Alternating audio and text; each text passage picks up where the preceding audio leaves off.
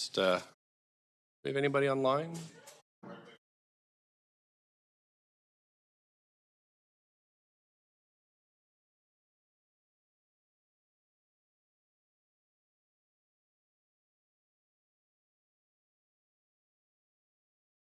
Welcome to the special council meeting of Tuesday, September 27th. This meeting is being convened by electronic means as authorized under Part 14 of the procedure bylaw.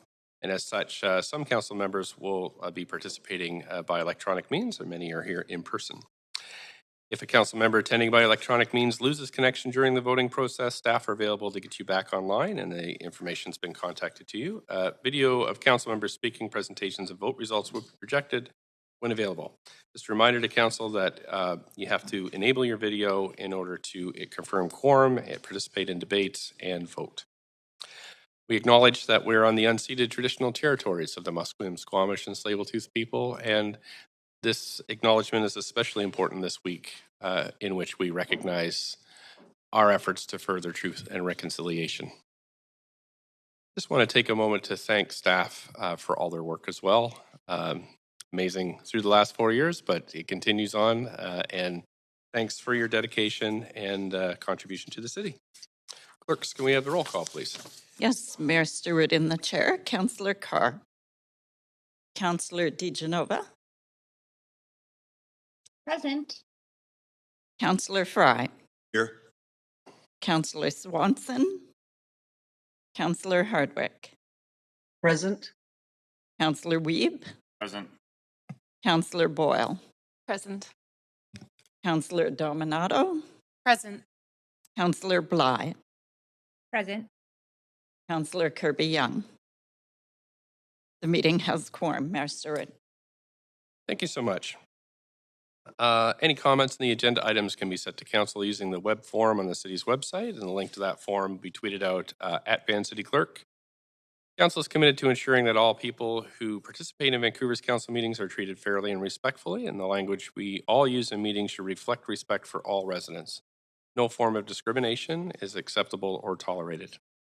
Discriminatory language includes attacks on groups of people and individuals. Vancouver's procedure bylaw prohibits council members from the use of words, tone, manner, or speaking or gesticulation that expresses a negative view of the character of any person or groups of people. Many of the members of the public are expected to not engage in improper conduct, which includes the use of expressions that promote hatred or are defamatory. The creation of a safe and inclusive environment for the public, staff, and council to participate is all of our responsibility. Members of council may call a point of order if language used by another councillor during a meeting is not respectful, and as chair, I will ask the speaker to modify their speech to ensure they are using respectful language. I also want to note the City of Vancouver's long-standing commitment to equity, diversity, and inclusion, including utmost respect for all genders. Reminder to council that when addressing speakers and staff, we'll avoid using gendered honorifics and will instead refer to the person by first and last name, role, or title. We have 4 agenda items to consider at this special council meeting, which includes 3 reports, 1 with an associated bylaw, and we have a memorandum.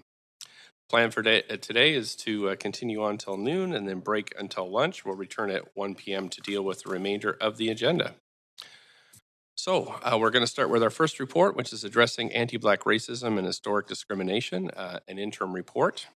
We have... Mayor, I have a point of procedure, if I might. Sure.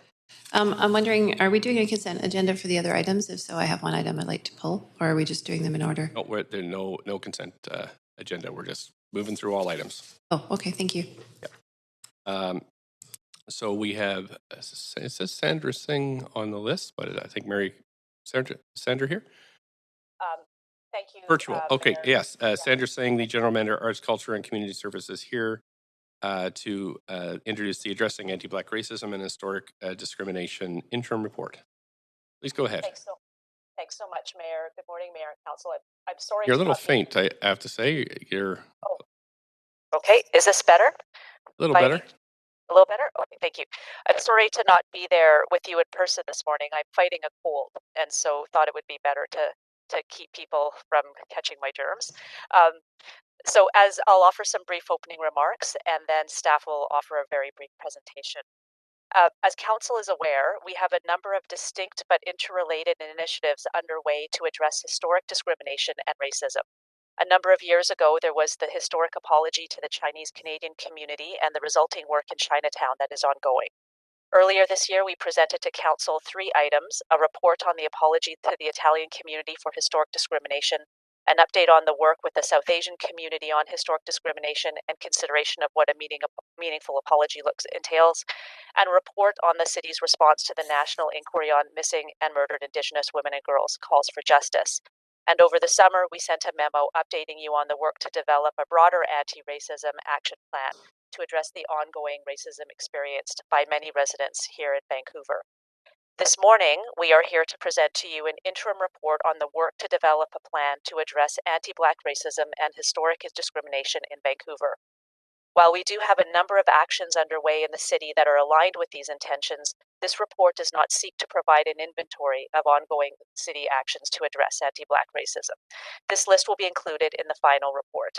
Rather, this report seeks to provide an update to Council on the work with the community to articulate the impacts of historic and ongoing anti-Black discrimination in Vancouver, and to develop meaningful and impactful actions that the city can take to address moving forward. The draft recommendations and priority actions included here reflect and align with the Black and African Diaspora Community Advisory Committee, to whom we express our gratitude for working with us. The next step after you receive this update today is to take these draft recommendations for broader discussion before finalizing an action plan for Council consideration in 2023. These draft recommendations reference the direct role of the city as a regulator, service and program provider, employer and convener, as well as the city's advocacy role to other governmental organizations, other levels of government, and non-government agencies. We recognize and appreciate the efforts of all contributors to this work, especially Black staff and community members, who give their personal and professional expertise to the integrity of the process and outcomes, while also enduring the emotional labor of telling and retelling the impacts of racism and discrimination, and working as part of our city to address these impacts systemically and interpersonally. I would like to express my appreciation for former social policy planner Joy Walcott-Francis, who started this work for us, social planner Mumby Mena, who carried on the work after Joy's departure, and Assistant Director of Social Policy Wilma Clark, and Managing Director Mary Claire Zach for their leadership and support for the team. And I'll now turn it over to Mary Claire and Mumby to offer a brief presentation. Thank you.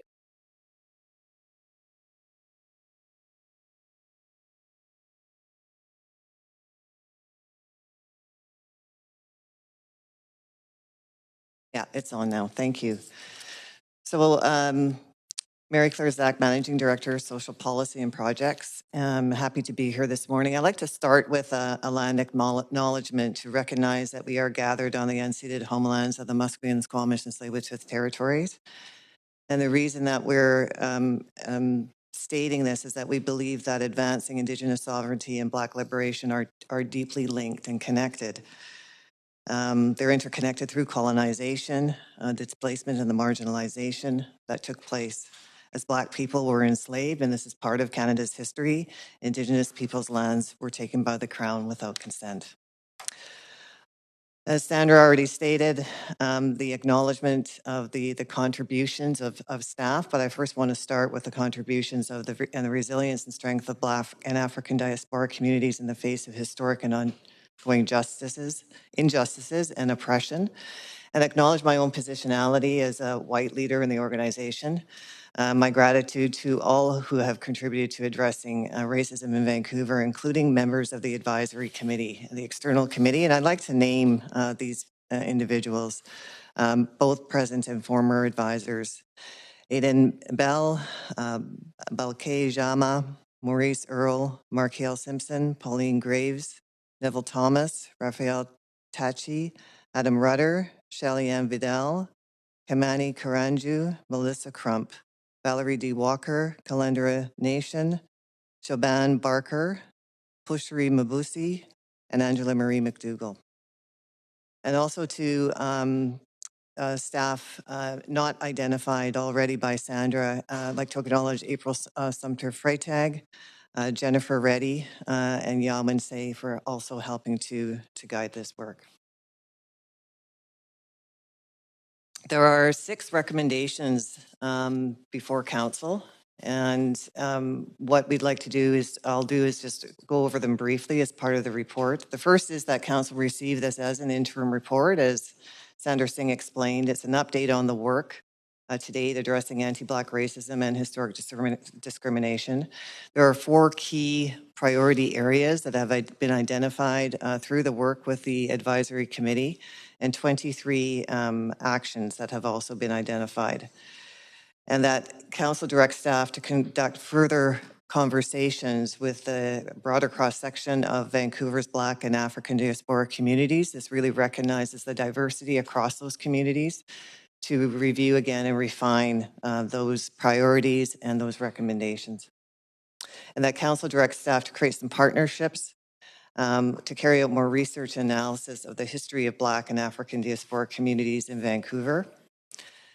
That council directs staff to allocate annual funding to community initiatives that further the city's anti-Black racism response, and requests that the mayor, as chair of the police board, to share the interim report and provisional priority actions for information with the Vancouver Police Board.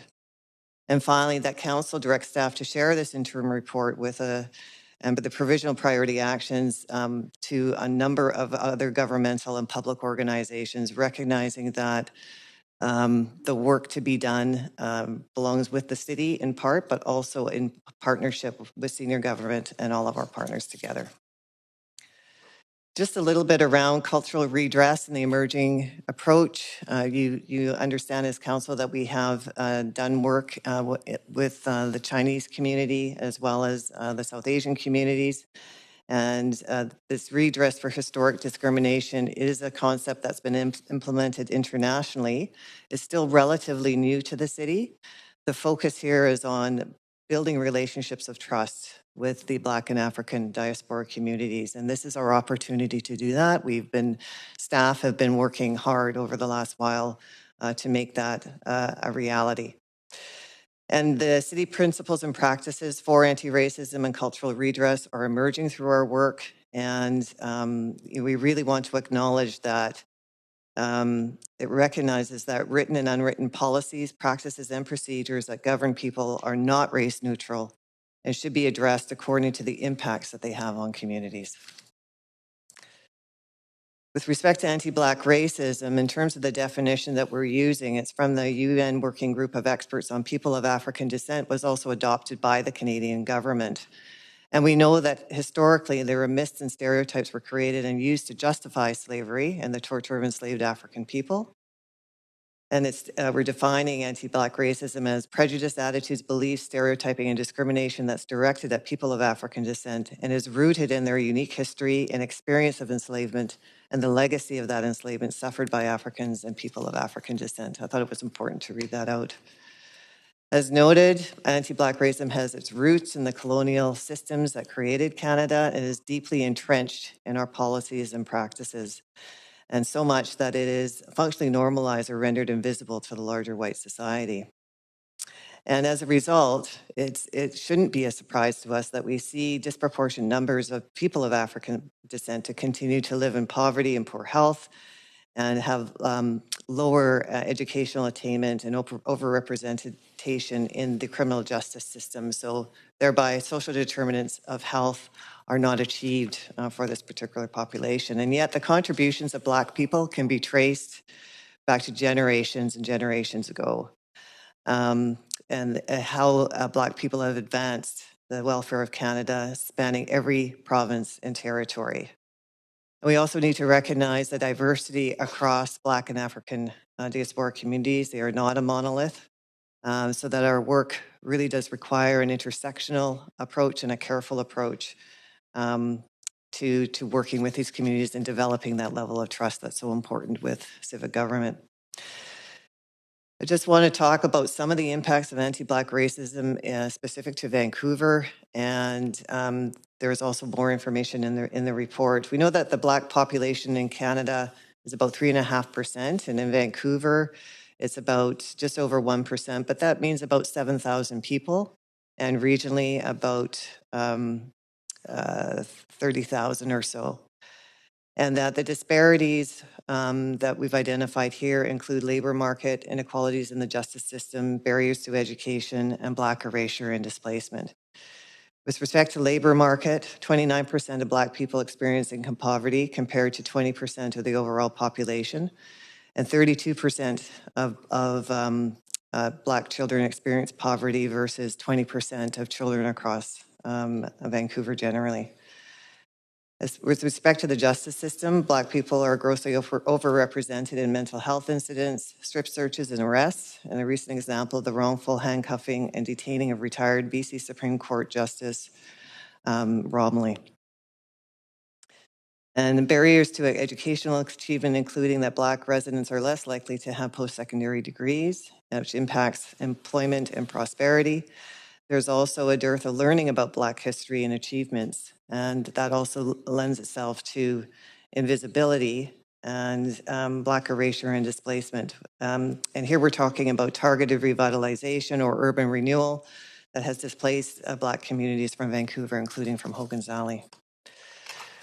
So our responses to date are rooted in a context whereby addressing anti-Black racism is a human rights issue. It is Canada prohibits racial and other forms of discrimination and intolerance in the Canadian Charter of Rights and Freedoms, in the Criminal Code, and across federal, provincial, and territorial human rights statutes.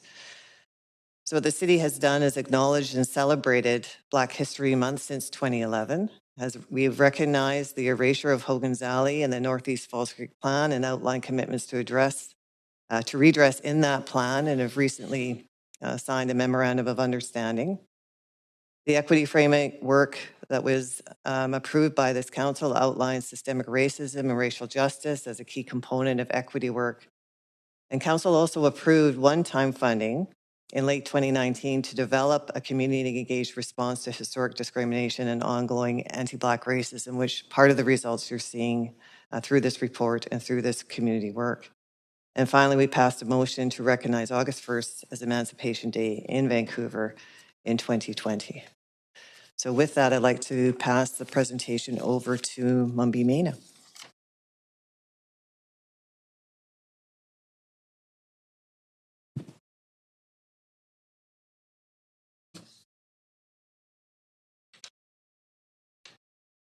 Thank you, Marie-Claire Zach, for that introduction and for sharing the work up to that point. Good morning, Mayor and Council. My name is Mumby Maina. My pronouns are she and her. And I am a social planner with social policy in the Arts, Culture, and Community Services at the city here. And I just wanted to reflect back on the work that we began with the equity framework that really talked about this work being, equity being a process, just as important as the outcome being as important as the process. So the how, the who, and the why matter as much as the outcome. And so I'd like to share a little bit of myself and how I'm situated within this work. So I am an immigrant from the African diaspora with 14 years of living and learning and working alongside First Peoples, people of African descent, and people of color and allies working to address the impacts of colonialism across Turtle Island. I'm here in the spirit of Ubuntu, the African philosophy that I am because we are. And I'm able to stand here today because of the many generations of Black and African diaspora communities who have and continue to work tirelessly, refusing to give up in the face of discrimination, oppression, and injustices on a daily basis, and in every aspect of society. As staff who are leading this work, there's an added layer of complexity and high emotional labor that is often invisible to the institution. We are part of communities which within the city is working to redress and often have to travel between the two worlds. Under the banner of objectivity and neutrality, the norm has been to leave our identities at the door and show up as city staff only. But we have learned that to do this work well, we have to show up in our full selves, with our cultures, our languages, our relationships, our lived experiences, and passion for social justice. And this is how transforming internal systems or putting our house in order, as the equity framework articulated last year, this is how this work begins. And this project began, as you see in the screen there, in 2019. where council approved a one-time fund to do this work. And because of the pandemic in 2020, a lot of us were deployed in the emergency response program, working specifically with the cultural communities in Vancouver. In 2021, staff was recruited, and Joy Walcott Francis, as Mary Claire has mentioned, was recruited to do this work and began the internal review of documents, international, national, and local documents that have recommendations for addressing anti-Black racism. The work that the community, some of who are sitting here today, has done has been really vital in bringing us here today. And some are joining us online. And we've also been working in tandem with internal staff group to make sure that this work permeates all city departments. And so after this interim report today, staff will continue to do broader engagement with the community, continue to partner with academic and other researchers to do work to really understand what the history is and what the impact of city decisions is on the Black community. And so our hope is in 2023, towards the end, that we'll bring a final report back to council. So in our work with the community advisory, we labored over what the impact of anti-Black racism have. And they told us that they wanted this to be a truth-telling opportunity for council and mayor to hear what the impacts have been. And they talked about jobs and economic well-being, and these really, and affordable housing and spaces, justice and policing, and how they experience the justice system, the education system, presence and visibility. And these are not unique to Vancouver. These are related to work that's happening within the UN international context, the national context, and also within the Canadian context as well. In terms of job and economic well-being, the community advisory members identified the need for more equitable pathways to pursue political leadership, influence, and representation across all levels of government and public appointments. In terms of affordable housing and spaces, the advisory identified the need for affordable housing, work, and creative spaces for individuals of the African diaspora and Black for members of the Black and African diaspora communities. Access to safe and affordable housing will provide security and support and encourage the community members to flourish. We also heard about the justice system and how the Black community experiences the policing of Black lives.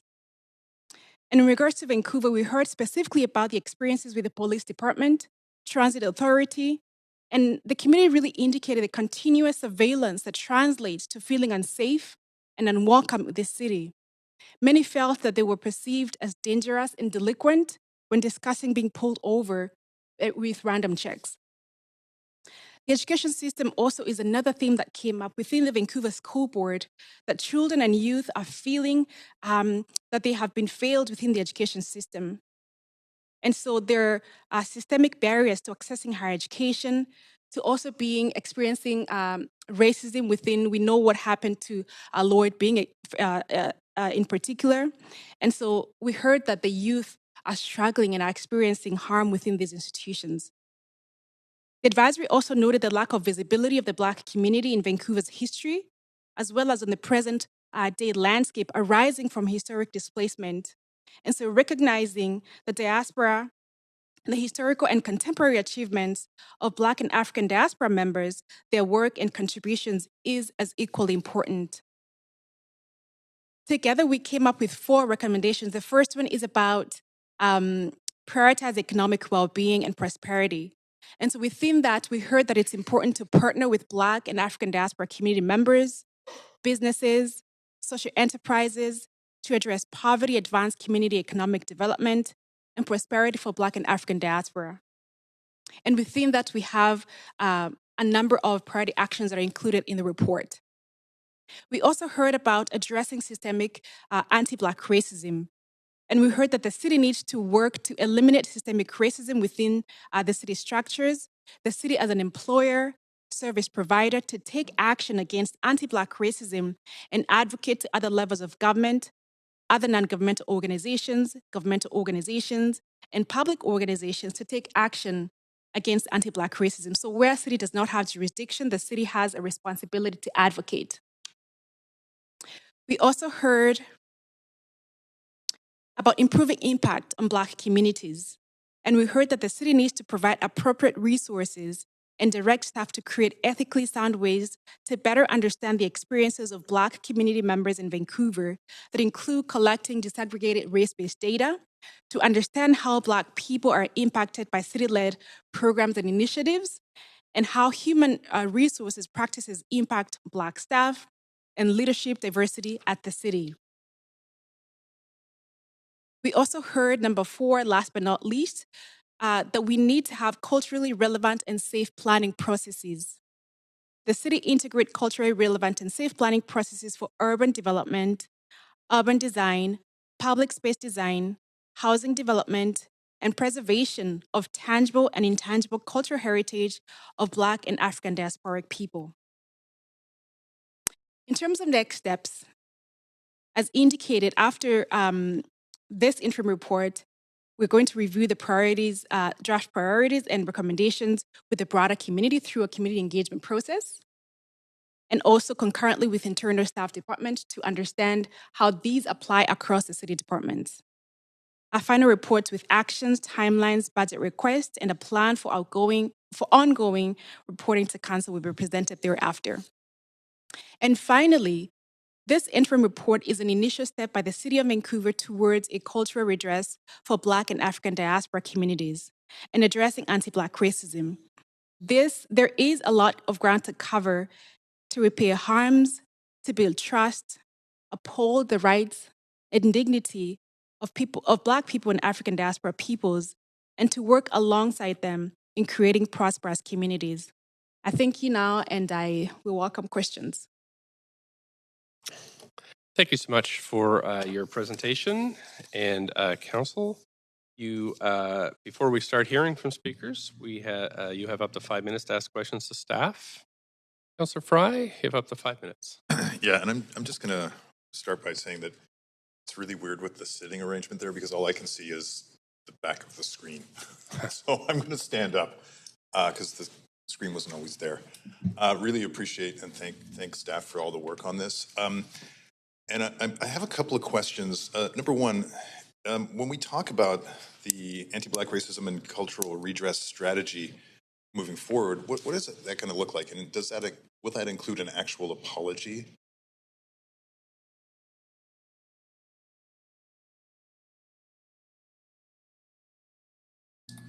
Hello, Wilma Clark, Assistant Director in Social Policy. We're actually talking to our external advisors about that, and we want to have that conversation with the broader community. I think it could include an apology, but again, in the principle of nothing about us without us, we really believe that the first step is to ask community their views on whether the apology is the important first step. Okay, I very much appreciate that because I think that's an important kind of articulation that often gets lost in this kind of work. I guess the other piece, and I really do appreciate that there is work moving forward to share this with the police board and transit police, et cetera. Have there been any kind of preliminary conversations around policing and Black lives? Within the advisory, there has been. It's part of the report, but there hasn't been yet the dialogue between ourselves and the police. Or I understand that they have a committee as well. So one of the things that we want to do is start talking to the Black and Africa Diaspora Committee that the police have recently put together as well. And as we mentioned, one of the recommendations in the report is that the mayor take these considerations forward to the police board as well. So there is work to come. And there is concurrent work then happening at the police so that we can see this sort of. We're trying to figure out what is happening. We haven't had that chance to interact with that committee yet, so we're hoping to have a conversation with them, and also, as we said, with the mayor talking to the police board, and then us starting to have our dialogue with the police as well. Well, thank you so much. I know that this is difficult work, especially, and appreciate your leadership on this and the entire team working on it, and of course everybody from the community who's been participating. So thank you.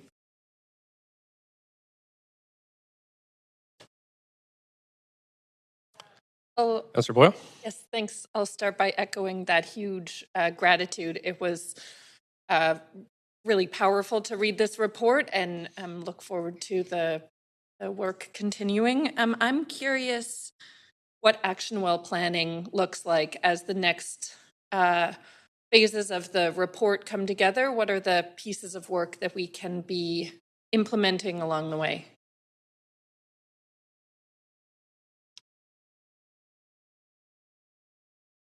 So thank you for that question. One of the things that we have heard from community that this first process needed to be a truth telling. And within that truth telling, we're able to glean in terms of what can be done. So the priority actions that have been indicated in recommendations in report sort of give us a roadmap to where we need to go. And what we bring forward in the final report too is an inventory of what's already happening. So there's things that are happening with, for example, within the Equity Office and Human Resources to understand the staff complement. So through the employee benchmark survey, for example, so we're understanding what the diversity is within the city, the staff complement. So there are things that we'll be looking across the whole city to understand what's already happening and where we need to go. So that work will come within the final report. Great. Yeah. Thank you for that. I'm also curious what the ongoing budget looks like. You mentioned the work was initiated with a one-time budget allocation.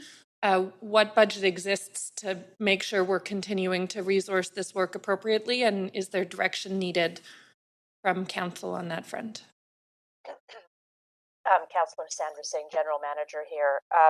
We have been able to redirect some funding internally to continue the work as noted in the financial impact sections of the report. So we will be able to proceed with some research and community engagement, and we've been able to extend the staff. This is arising from unexpected vacancies and other things that happen during the year as you're operating a service. We will be building into and submitting through the 2023 budget process financial considerations for continuing this work, as we are with our other equity-related work. Okay, appreciate that.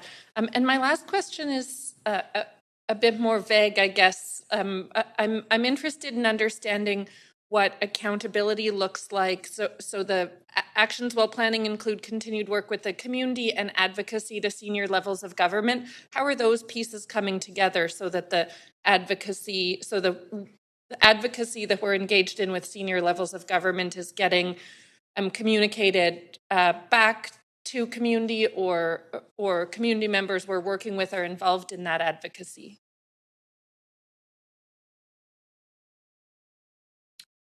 Yes, thank you for that question. We, in terms of the back and forth, this is a piece that community also raised in terms of accountability, that both when we do our advocacy with senior partners, that there's feedback to community about what the senior partners are saying and a bit of a transparency about that process. And actually the same request has come in terms of when the mayor hopefully speaks to the police board to get some feedback to the community as well on perspectives and what might be happening moving forward. I should also mention that one of the initiatives that we've been working on for quite some time now is what we're calling our Public Partners and Community Anti-Racism Working Group. And so far, we've brought together public partners that represent not just the city, but the school board, the police board, parks, health, and as well the libraries. And through that group, we see that there's a lot of opportunity. We also plan to bring community to that table. We're just kind of in a readiness, getting the public partners to a readiness place to be able to work as true partners with community. And at that point, we'll be inviting community in to do anti-racism work together. So we also see that table as an important piece of this accountability and working across. You know, as Mary Claire said in the presentation, we recognize that this is a city responsibility, but it's also a bigger responsibility for institutions across and senior governments as well. Really appreciate that. Thank you again for all of this work. Thank you. Councillor Dominato, up to 5 minutes. Thanks, Mayor. And that's actually a perfect segue to my question, which was to inquire about how this work aligns and with the work of senior governments in terms of the provincial and federal governments in terms of redress. And if you could comment on that, I really appreciate the local historical context, but I'm just curious about provincially and federally and how our efforts are aligning.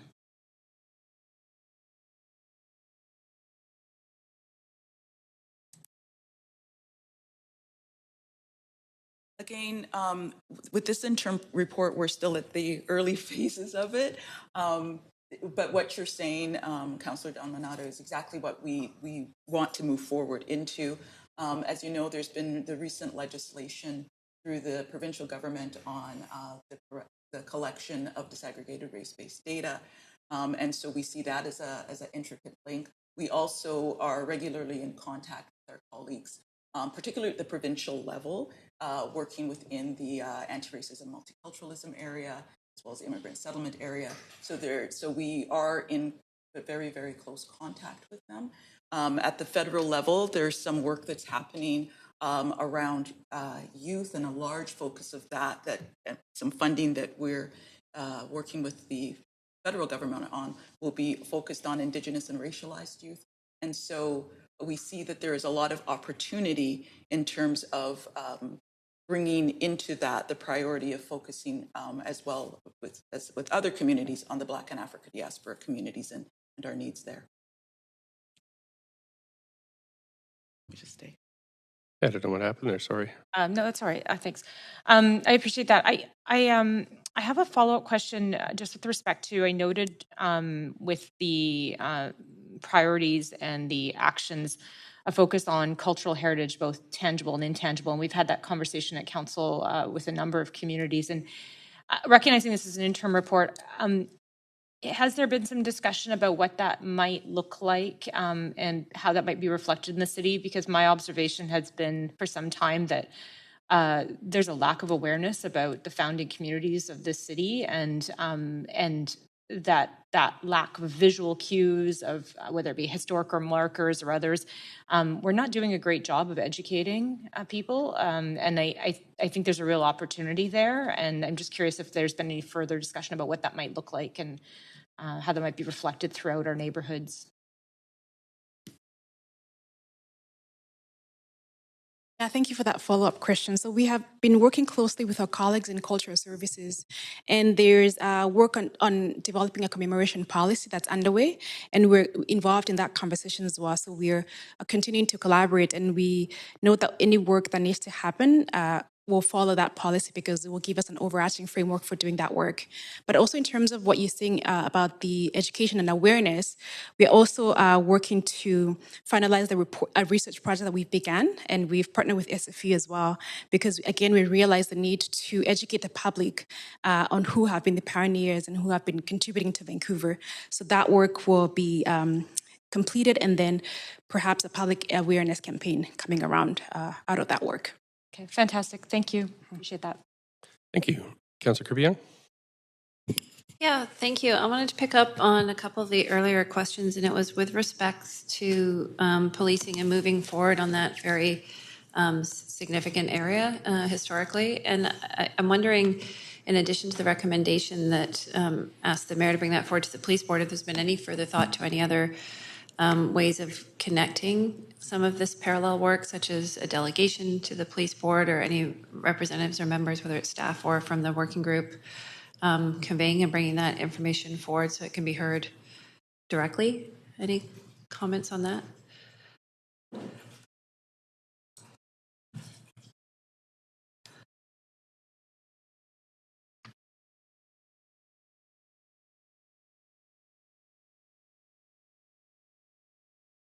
Yes, I think it's a really interesting idea. I think it'd be really important for us to check in with the advisory as to whether or not it feels like a place of safety for them to be involved. I mean, that's something that we as staff in the city could do, but I wouldn't want to presume that the members of the advisory would want to be involved in that at this point. And so that's something we'd have to check in on them with. Okay, thank you. I appreciate that. And I'm asking the question in the spirit of how to bring these kind of parallel trains together, because as was mentioned, I think earlier, I understand that VPD has formed its own advisory committee, and then we have this work going on. So I'm, thinking about the optimal ways to foster that linkage. Yes, so we have thought about bringing the two advisories together and the community speaking to each other and what they're learning. But the piece that I'm suggesting we need to go back to the advisors on is their ability or desire to meet directly with Right. the police. Okay. And then one clarification, I'm looking at page 12, I believe, priority action number 2, and this also relates to the very significant piece in discussion with respect to racism. I'm looking at 2.2C that asks for advocating to senior government and accountability across policing organizations such as VPD and transit police. And it also talks about strengthened repercussions for perpetrators of racist actions and hate crimes. And I'm wondering if you can clarify, is that with respect to actions by police or also including actions by the public at large, as we've seen, generally speaking, hate crimes are on the rise? Right. I believe it's both. And as you know, there's a related initiative that we are doing right now around combating anti-racism and hate overall that our team is taking on. And so I think there is that specific focus, but I also, in what I've heard from the external advisory, that when incidents happen, it feels as if the accountability, the transparency, the repercussions for the perpetrators just don't seem to be strong enough in our experiences.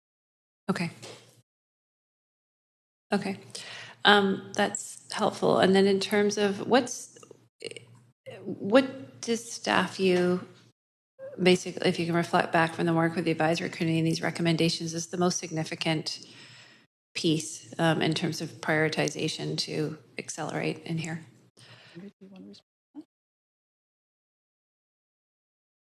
I don't know that we're at the place yet because this is an interim report and we haven't gone out to community. And so I would be reticent to want to prioritize the priorities beyond where they already are at this point, because I believe that we still have much work to do, both with our external advisors and with the community in general. I don't know if other staff have other thoughts on that. Yeah, I think the piece on accountability is one piece that we really heard clearly from the community. There have been quite a few number of reports and strategies brought forward, but oftentimes not enough resourcing. And so the community is feeling that we need to have some strong accountability mechanisms to really measure and evaluate the work that we're doing. And also they need to be responsive because we know that concepts are changing, our community dynamics and needs are changing. So for the work that we do, anything that we do to be able to respond and be flexible to the changing and needs of the community. Okay, thanks. I'm sure, but I know we have a chance to hear from the community too, so that'll be helpful. Thank you. Councillor Carr, up to 5. Yeah, thanks so much. I'll just start by echoing again my thanks to the community and to staff for the report. I think it's a really good start and there's a lot of more work to be done. To follow up a bit on Councillor Kirby-Young's point, one of the things I was really taken with in the report was reading the comments of the Community Advisory Committee and really hearing about issues related to systemic anti-Black racism. For example, in trying to find a good, decent place to live, and seeing prejudice through that process. So I hear it also around the police. That is a key in the VPD. That was a key part of the report. But in the broader community, how do we proceed with tackling that? Especially, I'm very concerned about the kind of polarization and entrenchment of really negative energy in the social media world. So did you discuss that at all?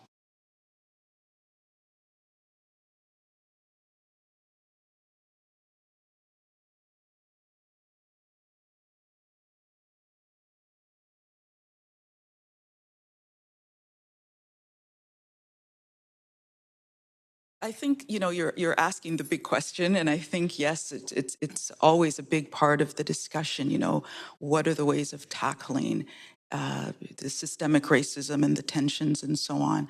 And I think that when we're talking about, you know, racism generally, hate generally, a lot of it starts with education, it starts with relationship, it starts with specificity. And by that I mean that there are many groups that face oppression, but the way oppression is manifest is dependent on the history, the very specific history of that group.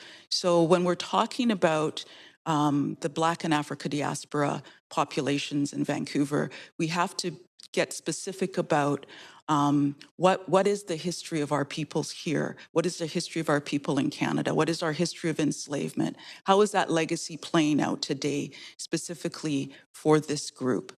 And in that, we need to go back to speaking to the community and getting those stories and getting the community's input on what are the things that need to happen. But I would say generally, it would be those pieces around relationship, education, and accountability.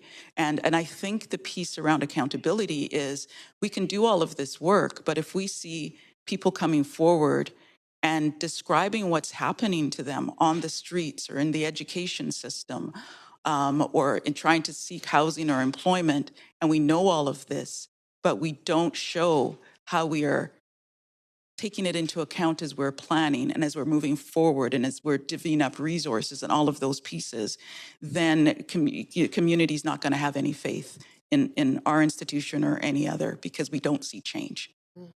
Interesting. Yeah, I would agree with you. This is a big systemic issue, but I've always loved the events that happen here at City Hall around Black History Month. Yes. There is an educational role and also a celebratory role of those kinds of events, which leads me to my second question, which is the importance of the cultural, like a center, an actual center, which is uniquely there for the Black community and the diaspora community within Vancouver. And whether or not that would not only serve the internal needs of the community, but also that sort of welcoming and educational piece in the broader community of Vancouver. Oh, yes, I agree that it could assist with all of that. And I think we have to, when we think about the Black and Africa diaspora community in Vancouver, it's one of those communities that because of the displacement that happened here, there's this interconnection with the Black and Africa diaspora community across the Lower Mainland because a lot of the people kind of moved out. So, if you go anywhere in the Lower Mainland, they're talking about Hogan's Alley. They're talking about the Black Cultural Center because it's a center point for all of us, for those who are currently in Vancouver, for those whose history started here, but through displacement, they ended up elsewhere, and for immigrants that have landed around the Lower Mainland.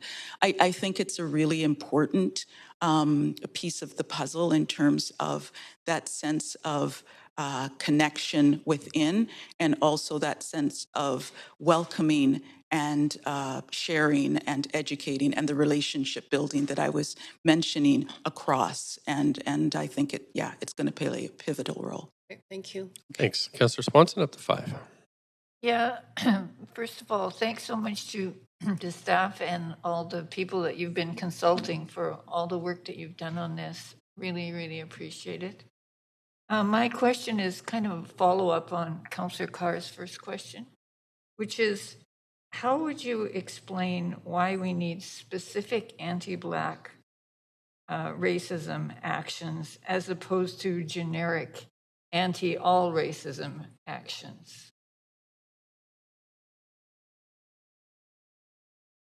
Thank you, Councillor Swanson. That's a really important question. As we have talked about, and as Mary Claire has articulated, the specificity of anti-Black racism is really embedded in attitudes, in beliefs, in the norms and the practices that made it okay for the transatlantic slave trade to take place and have carried on seeing Black people as less, as subhuman, as not valuable as other people. So the visibility of being Black has its own unique impact in how the people experience the community today. And so for us, we have heard that the impact of that anti-Black racism is really important to think about and to center when we're doing this work of anti-racism cultural redress at the city. So I think that specificity is unique to the Black community. And so when we're talking about the solutions and what needs to be done, we need to center those because of that uniqueness and that history that continues up to today. Which is different for other groups that are discriminated against. Exactly, which is different, and it needs again to really be named and to be recognized. And it doesn't mean that we're not going to work with other communities, because I think what we also heard, to stand in solidarity, for example, with the Indigenous communities, with other racialized communities. So while we see opportunities for standing together and working together, we're taking an intersectional approach as well, because we know that Blackness is also compounded by other issues as economic status, language and sexual orientation and gender. We know that those intersections are very unique, but even as we do that, we need to really continue to center the truths and the impact for the Black community. Okay, thank you so much. Councillor Weep. Yeah, my question is a follow-up on Councillor Swanson's conversation about anti-Black racism. We got a letter from the Racial and Ethno-Cultural Equity Advisory Committee speaking to some of the comments on the amendments created further distrust between the Black community and the city.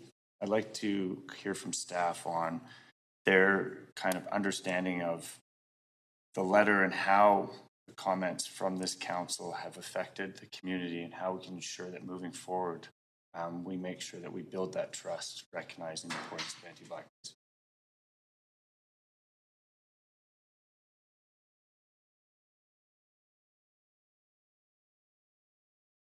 Can you please repeat what the question might be? Yeah, recognizing that we got a letter as City Council from the Racial and Ethno-Cultural Equity Advisory Committee stating that comments from Council about the amendments to the Vancouver Plan created further distrust between the Black community and the City of Vancouver. And I'm wondering how, moving forward, we can make sure that the conversations that happen around this table are creating more trust as we try to work on anti-Black racism here in Vancouver.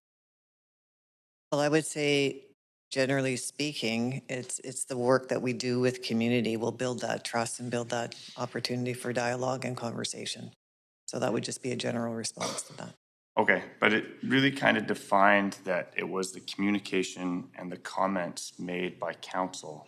And so I'm wondering, what work can we do as a council to ensure that we are building trust as a council with the community, recognizing that we continue to support and fund the work, but there's obviously still a lot that we need to do as a council in our internal training to make sure that we are making appropriate comments that are building that trust, recognizing there is significant distrust and a lot of dark history and Black history that we've seen over the last kind of. I think there's opportunities for anti-Black racism training that staff have benefited from, and we found it very, very helpful. There's also could be opportunities for council to connect more directly with the External Advisory Committee and with communities as we do this work going forward. Okay, thank you. Thank you, Councillor Weep. Thank you so much. Then that is the questions to staff, and so we're going to move to hear from speakers.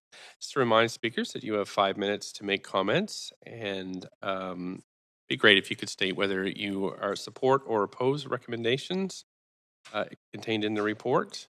Council members have up to 3 minutes to ask questions to speakers.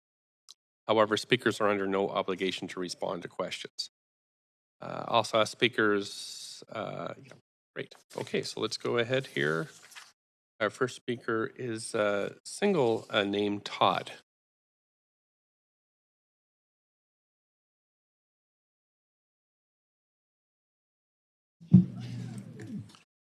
Thanks for coming in. You have up to 5 minutes, and whenever you're ready. Thank you. My name is Todd Simmons. I live on the unceded, stolen lands of the Musqueam, Squamish, and Tsleil-Waututh people. When I found out about the opportunity to share our thoughts on this report about anti-Black racism, we knew how important it was that our child get to assert their voice in this space as a member of this community and to have their voice heard and listened to, as is their right, so we had to bring them. I knew that there would be many voices from my Black community coming out to speak who could do so with more authority and command on the importance of the recommendations in this report. I know that some Black folk have been grinding long before there was even a thought to form a committee to create this report, and I'm sure it's been a long and arduous and sometimes head-bangingly frustrating process to get through at this point, and I want to send my admiration and respect to the staff for that work. I will say that I wasn't really sure what I could bring different to this discussion. I was born on the traditional lands of the Huron-Wendat, the Seneca, and the Mississaugas of the Credit, what I know as Toronto. If I had a dime for every time I was asked, where are you from? No, but really, where are you really from? If I had a dime for every time I was asked that, I would have enough dimes to afford a house in this city. I usually answer after they reject me telling them I was born here a few times. My usual answer is that I am from the ether, the place that transcends place, the creative energy and the engine of the universe, the love of the universe, the center and the absolute truth of all things. Why? Where are you from? It's where I believe we're all from. You call it the spirit, the byproduct, the inner workings of the brain, or the conscious, the soul, the thing that thinks, therefore it is. But we are in a shell, experiencing the world of created things, but to what end, I don't know. It's what I believe is most important about who or what we really are. I've been in this shell, attending, witnessing talks, meetings, town halls, seminars, round tables, square tables, side tables, all kind of table meetings about racism and what it does and what to do about it, how to fix it, where it comes from, which, where, whom, why, and whence. I have been privy to these kinds of talks since I was 6 years old, younger than my youngest. Decades living my life as a Black person in this shell, watching and waiting for people, so-called people of color and people of non-color and people of different color to listen to the wisdom gained through our experience in this world of created things. It is safe to say I do not have a lot of faith in the process, or really not a lot of faith in the people who need to heed the fruits of this process to do the right thing. All due respect to all of you, it should not come as a surprise that I don't have a lot of faith in the politicians to do the right thing. I find that too often people who become politicians do so and are more concerned with being right instead of doing right. The right thing is to listen to people who, through their experiences they've had in this world, have come to here with different experiences, are at their core exactly the same as you. To honor the diversity of experience is to honor the uniformity of our true nature, that which connects us all. The ether, the place that transcends place, the center, the absolute truth of all things. So as far as my 10 cents, as far as what I think you should do now that you are once again blessed with the opportunity to learn from the experiences from Black people, African diasporic people, Caribbean people, honor those experiences. When it starts feeling uncomfortable, just sit with that uncomfortableness. If you feel like they're talking about you, maybe they are. If you feel like you are certain we are not, we probably are. If you feel like you want to go home and maybe tweet to your followers some kind of woke culture gone awry tweet to bolster your standing for votes, or if you feel the need to give a flowery speech showing just how connected you are with the message of this report to bolster your standing with your people and hopefully get some votes, or if you feel to need to point out which one of those two your political opponent is doing, just stop and ask yourself, is this in the service to that which connects us? Am I trying to be right or do right? You can mandate, or can you mandate the understanding of spiritual connection among all people? Can you form a committee for mass spiritual awakening? No, probably not. But until then, until that time that you can mandate enlightenment, then at least let's try to take this step to right the wrongs of the past and present towards a better, more peaceful, harmonious, connected future for all, regardless of sex or race or gender, birthplace, religion. Listen to those experiences and histories, internalize them, follow these recommendations, listen to staff, do the work, expand upon the work for other communities who have been marginalized in their experience during their time in this world of created things, and do not make it so that I have to bring my children and their children to speak at council to talk about these issues again. Please and thank you. Thank you so much. I don't see any questions for you, so just thank you for participating this morning. And I'll be moving on to speaker number 2. Speaker number 2 is Atea. Please correct me if I've mispronounced your name. It's Ataya. Taya. My apologies. Hello, my name is Ataya, and I live on the unceded stolen lands of the Musqueam, Squamish, and Tsleil-Waututh people. And I would like to say thank you to them for taking care of these lands and waters. I'm a mixed-race Black kid. I'm 10 years old. I'm happy to be here, and I use they/them pronouns. I read the report and I think it's very powerful, and I think that it should be put into action. Within all of the recommendations starting on page 11, I especially agree with 2.1, 2.2C, 3.3, and 4.2. I want to make sure there's a focus on policing and justice systems. I've experienced anti-Black racism, and so has my dad, and I've blocked most of my experiences out because they're really sad. The level of anger I feel about anti-Black racism in the justice system cannot be put on paper. I know that it's a thing that Black people are not paid as much as white people, and I want to know why, and it's sad that because of that, people don't get to follow their dreams. I would like to know when more Black people will be on council because we should be making more decisions about our city. A lot of my anti-Black racism experiences have happened at school. Schools should be stopping the growing anti-Black racism in their institutions. I think they can do this by more Black people teaching about Black culture. We should learn about the very important things in my community. For example, I'd rather learn about Run DMC than Elvis. The government needs millions of dollars to help Black communities across the city, and I encourage you to follow through. I've always wanted to speak at council, so I'm achieving one of my dreams now. Thank you for your time. Thank you so much, Ataya. We have questions for you if you'd like to answer. We have Councillor Fry, followed by Councillor Swanson. Up to 3 minutes for questions and answers.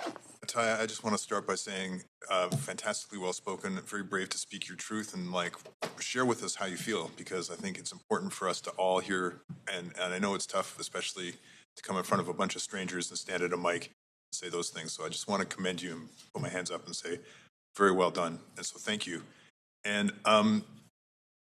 what do you think that we could do more within our school systems? Do you see an opportunity to maybe change how we provide curriculum in your school, assuming you're in a public school? Yeah, I think they should teach more because it's only starting now in 6th grade that I'm learning about Black culture more, and 1 year before that. So. Well, good thing you got a smart dad with you who probably helps along with that. But we'd like to see that change for sure. So again, thank you for being brave and speaking to us. Thanks, Ataya. We have Councillor Swanson also has a question for you. Yeah, I want to thank you too for coming in and getting up the guts to come and speak to council. That's fantastic. And I hope you run for council in 2030. And than me. I just want to ask one question, which is, what do you think of having police officers in schools? I know we used to have them, and the past board kind of abolished them, but there's talk of bringing them back. I don't know. You don't have to answer if you don't want. I don't know about police in school. Nah. Okay. At my school, they have supervision aides. Yeah. But there's over 200 kids. There's only 3. But, so it might be better to have more supervision aides. Yeah. Yeah. Okay, thank you. And I hope you run for council. Thank you. That's it for questions. Really appreciate you coming in this morning. Speaker number 3 is Parker Johnson. Parker Johnson here? Hello. Hi. Can folks hear me? Thank you for calling in today. You have up to 5 minutes. Please go ahead. Yes, thank you. Thank you for this opportunity to speak today. My name is Parker Johnson, and I go by pronouns he, him. I am a son to Addie and John, spouse to Karen, and parent to Quincy, who is a graduate of Van Tech. And I'm here as a descendant of Stoughton people on these occupied and stolen lands of the Musqueam, Squamish, and Tsleil-Waututh people. And I stand in solidarity with anti-colonial movements, indigenous sovereignty, liberation struggles, not only locally, but across the globe. I want to preface my remarks also that I have been here in Canada since 2002. And previously, I was an employee at the City of Vancouver from 2007 to 2017. So some of my remarks will be informed by that. I also want to lay context to the importance of this work and the enduring struggles against imperialism, colonialism, capitalism, neoliberalism, ableism, and many other forms of oppression and degradation that we are struggling with in our society. And want to ground my comments in the context of Ubuntu, which was earlier mentioned by Mundi, which informs my way of looking at the world, my approach to the world. Again, I am because we are, therefore I am. I want to just share a couple of things regarding the report, which I'm extremely grateful for. Having worked at the city previously and now semi-retired and doing some consulting work, seeing this type of work happening is gratifying. And so all the work of the city staff as well as community members, I think is tremendous. I do want to just say a couple of things regarding how we frame and think about some of the issues around anti-Black racism. Oftentimes, when I'm dealing with these issues, people will say, "Oh, it must be hard to be Black," and my response oftentimes is, "Well, no, being Black isn't a problem. Dealing with systemic racism, institutional racism, and ongoing discrimination, that's a challenge. But my Blackness is not a trouble to me." And I think it's really important that we continue to remember that we're not individualizing the problem of Black people needing to fit in or assimilate into structures that were not designed for us, but in fact were designed to exclude us. And so as we're doing this work and we're doing the learning, it is equally important to me that we work hard on doing the unlearning. And that unlearning, I think, is critical because for all the policy and procedures that will come into play and all the work that will be done, culture will eat policy and procedure all the time. So it needs to be transforming culture work that we are also doing. Culture work transformed also within the city and its activities and its work, which is well outlined in this report, and being able to assess those transformations in culture and people's day-to-day experiences. And in looking at those experiences, to be able to build that framework that you're talking about with the principles, which I look forward to seeing, and the practices and the assessment mechanism to find out about the impact of those practices so that the city is an ongoing learning organization. It had not been my experience that the city of Vancouver is a learning organization. And as Todd had mentioned, we oftentimes fall prey to the vagaries of which politicians are in office or who are the people that are staff that are carrying forward this work. And so I'm hopeful that there will be line item budgets for this, the ongoing work around anti-Black racism, and that it will not be siloed work, that it will not be work that will be contract work, that it will be enduring centered work in the same way that our work around trans inclusion, around being an accessible city, around being a city of reconciliation, all of these things centering the margins, but also being comfortable with decentering the ways in which whiteness, white supremacy, and neoliberalism really continue to inform the way in which we look at these issues. One example. I'm just going to let you know that you are at your 5 minutes, and I'm sorry. My minute. Okay. If you just want to finish off with a sentence or two, that would be great. Yeah. So one of the things that I do want to finish off with is the issue around policing and schooling. When we're talking about policing, because I'm one of the people serving on the advisory committee with the police, the thing that concerns me oftentimes is that we will start at ground zero as if there's been no prior work done. And what I hope the city will do is, in doing this work, will use what has been learned previously and draw upon that to inform the work of today. Because oftentimes, and this is something we're dealing with the police advisory, people don't have that history, even though they were themselves working in the police force at that time. to look at what did we do, what was the impact, how did the community assess its impact versus how do we assess its impact on the community. And so I want to really encourage people to put front and center the perspective of Black people's experience around assessing these issues and their impacts and the ongoing work that needs to be done, and not merely centering the city's impression of what those impacts are. Thank you so much. You are I'm over time. 6.5 minutes, so I've given you about as much elasticity as I can here. Is that all right, or would I? Yeah. Are you okay? Okay. Thank you so much for calling in today. We don't have any questions for you. I will. Okay. I'll be moving on to speaker number 4, who is Adena Sumter Freitag.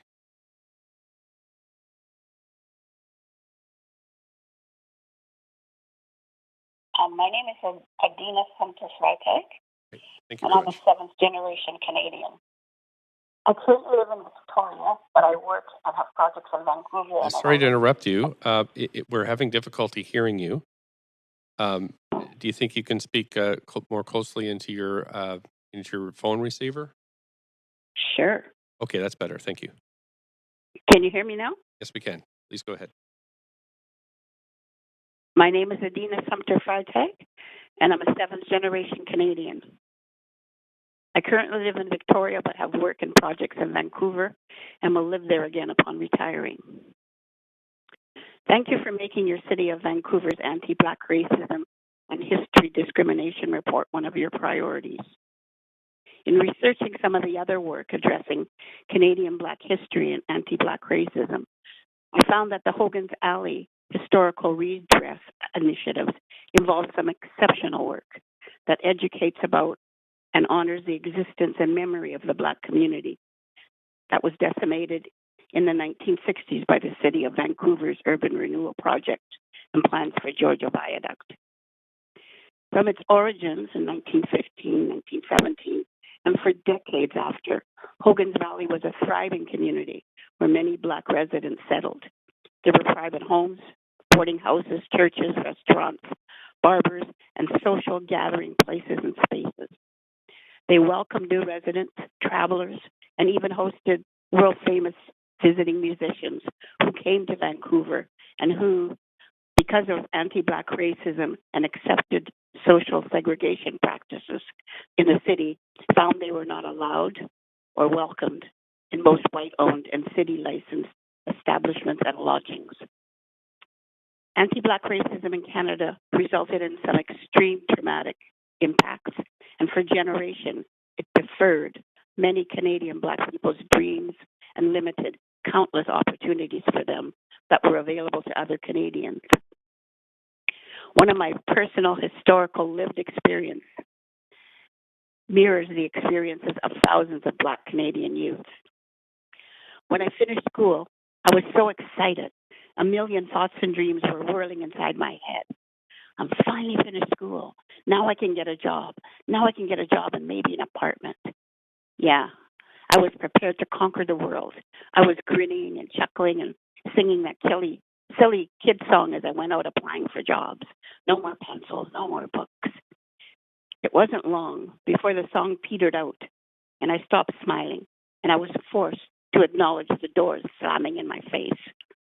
Honestly, some people actually slam doors in my face. We've hired someone. It's gone. It's already been filled. They acted like they were angry at me or something, like, why are you here anyway? One guy actually said that. Well, actually, he said, we don't hire no niggers. He had a real thick accent. I don't know where he was from. Some potential employers I went to, applied to, got up and didn't even let me in. They just stood there blocking the doorway, saying, oh, that job's been filled. One morning, after watching me come home from job hunting for months, my mother woke me up and got us both all dressed up. And then she packed a suitcase with my clothes and took me on the trolley bus over to the mayor's office and sat me down. Then she walked to the receptionist desk and asked where the mayor was, and burst straight in his meeting and said, there's a little Black girl out there with a suitcase, She's yours. I brought her up right. She's never been in any trouble, and she finished tops in her grade 12, and no one in this city will give her a job. Well, she's yours now. And she walked out of there, and she left me there. Mayor Juba came out of his office and called me, and I gave him the whole story from my perspective and from my mom. A few hours later, after quite a few phone calls, a man who worked for the provincial government's personnel department, Mr. Gillespie, came to the mayor's office. After introductions from the mayor, he and I drove to a large interior design business where I got my first job as a secretary. Not only did my mom's social activism help me, she and Mayor Juba helped many other blacks in the 60s and 70s infiltrate the previously white workforce and get jobs all over, even in department stores as clerks. The mayor and the city council implemented policies and bylaws that made it possible for black families to get jobs, access rental apartments, and even buy houses in the new districts being built. My mom and the mayor were quite a team. Yeah, they were a force to be reckoned with. A mayor, a city council, and a mother with a will can change the world. Thank you. Thank you so much for your story, sharing that with us. I do not see any questions for you, but do want to thank you so much for taking the time to participate in this meeting. I am going to move now. Speaker number 5. There's no questions. Can I make a comment? You are at your 5 minutes, but I could give you an extra minute if that's okay. Okay, sure. I just wanted to say that the Speaker Parker spoke about systems that weren't designed for us. And I think Todd spoke about redesigning what there is now around the police and the city and the agencies. And not to be afraid to use the words like racism and discrimination and inequity. And I just think as the anti-Black racism and history discrimination part of the city committees go forward, they should maybe keep that in mind about changing the systems so that they are designed for all of us. Thank you for those extra comments, and thank you for participating today. I am going to move to the next speaker, who is speaker number 6, Candace Knoll. Speaker number 6, Candace Knoll. Good morning. Thank you so much for coming in. Good morning. Adjust your podium whenever you're ready, up to 5 minutes. Honorable Mayor Stewart and Vancouver City Councillors, thank you for the opportunity to speak here today. My name is Candace Knoll, and I am the founder and the president of the Junior Black Achievement Awards. We empower Black youth and their families through training, recognition, and access to education. I am here to speak in favor of the recommendations, and I'll speak particularly to priority number 1. The goal of priority number 1 is to work with and support Black and African diasporic communities in developing sustainable and prosperous communities. Action number 1.1. We have difficulties in obtaining our fair share of the piece of the pie. We need access to funding in a more equitable way. We need allotments of funding that will truly make a difference. We want to be involved in the meaningful discussions about what our community needs. It is imperative that we are part of the decision-making process for the allocation of funds for our community. Action 1.2. We need to have more engagement from the community. Our youth, elders, we need cultural and ethnic input. We need consideration of the intersectionality that was talked about earlier today. We need input from our organizations, our businesses, for-profit and nonprofit. Racism has impacted all of us, and we want better for all of us. We need a community space, as Councillor Carr touched on earlier. We need a place to honor our elders. They are our subject matter experts. That's our history. We need a community space to train, educate, and uplift our people. We need to empower our youth. With the Junior Black Achievement Awards, we're about to have a Black Youth panel on November 5th talking about being Black in the BC school system. Darn it, I'm having trouble finding the youth. We need to be able to have our community space, to hold community programs, services, and events. I was having trouble finding space for this panel. I'm on my second community that has jumped out to help us. We're having an event January. I hope we can hold it in Vancouver. It'll be based around Black Shirt Day and Martin Luther King Day. We need a space to recognize and celebrate our cultural heritage. We need to be able to document our heritage. We need that place to call our own. Action item number 1.3. We need to have continuous core funding for organizational development and sustainability. Don't just give us money and leave us, right? We need support for new and existing initiatives. We need funding for the training and the resources. We need that collaborative effort to incorporate all stakeholders. We need to focus actually on what the city can do instead of reaching for that big pie in the sky. We're coming to the end of the United Nations Decade for People of African Descent, 2015 to 2024. It outlined 3 areas of action: recognition, justice, and development for Black and African diaspora people. What legacy has Vancouver created? Action number 1.4. The Black community continues to be at a disadvantage. We have been displaced and dispersed. We do not have a sense of belonging. We were forced out of community in the name of revitalization. We have limited opportunities for intergenerational wealth, limited home ownership to pass down, limited businesses to pass down. We have higher unemployment rates, lower paying jobs, last hired, first fired. We have higher rates of police-involved deaths. We are disproportionately represented in the justice system. Over-policing is causing mental and health issues in our community. And we are the lowest group for access to education. Hence why it was very important to me to start the Junior Black Achievement Awards, or should I say revitalize it. The system of systemic racism and oppression continues.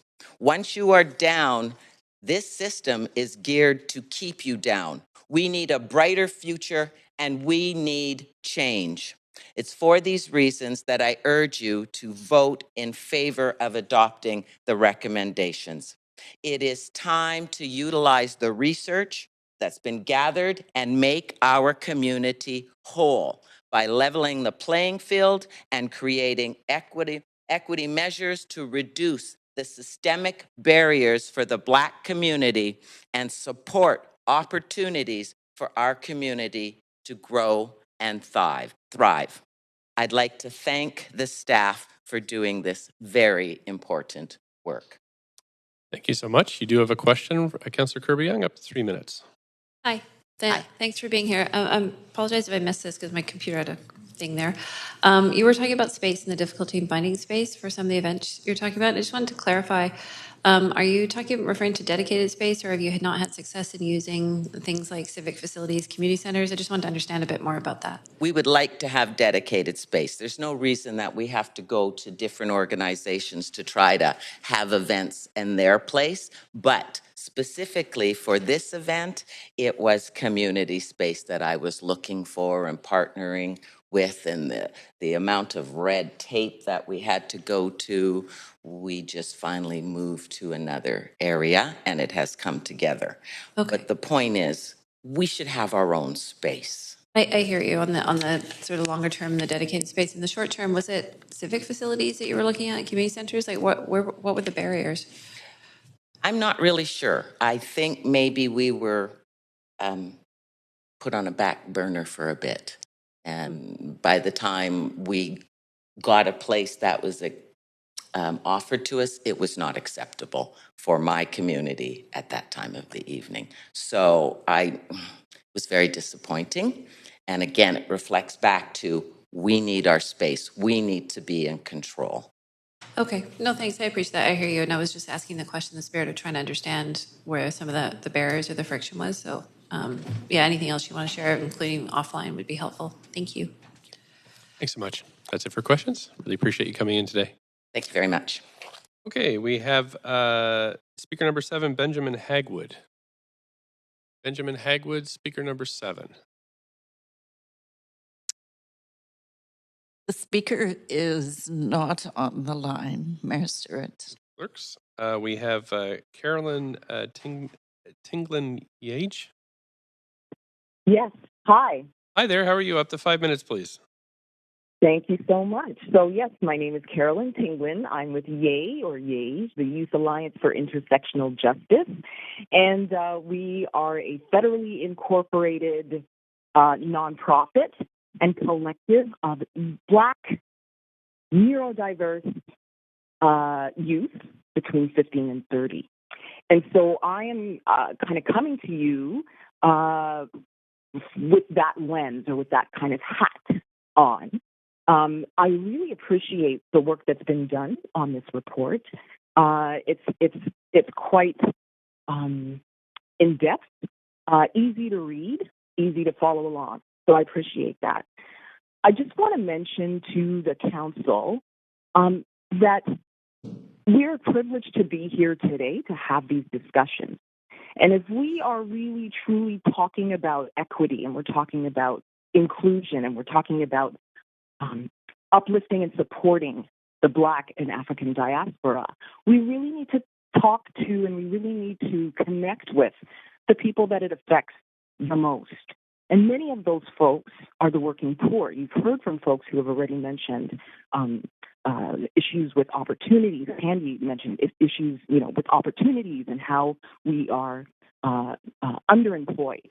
Not for the lack of trying, how the oppressions that we face can absolutely affect our economic status and financial futures. And so, when you have these meetings and you hold these forums and you share this information, it needs to be shared with the folks who are working their butts off right now, and the people who are in school right now, and the folks who can't afford to get to your location because they don't have enough or they can't spare that amount in order to get themselves on the bus or the train. So I really want us to think, deeply about who it is that we are trying to serve, and if we truly are being, or if the council is truly being inclusive. With that being said, I just want to touch on some of the points from the report, and thank you, Candy, for being so incredibly thorough with your breakdown. Just wanted to mention 3 quick points in terms of labor, and taking a look at what the labor issues are exactly with our communities, or within our communities.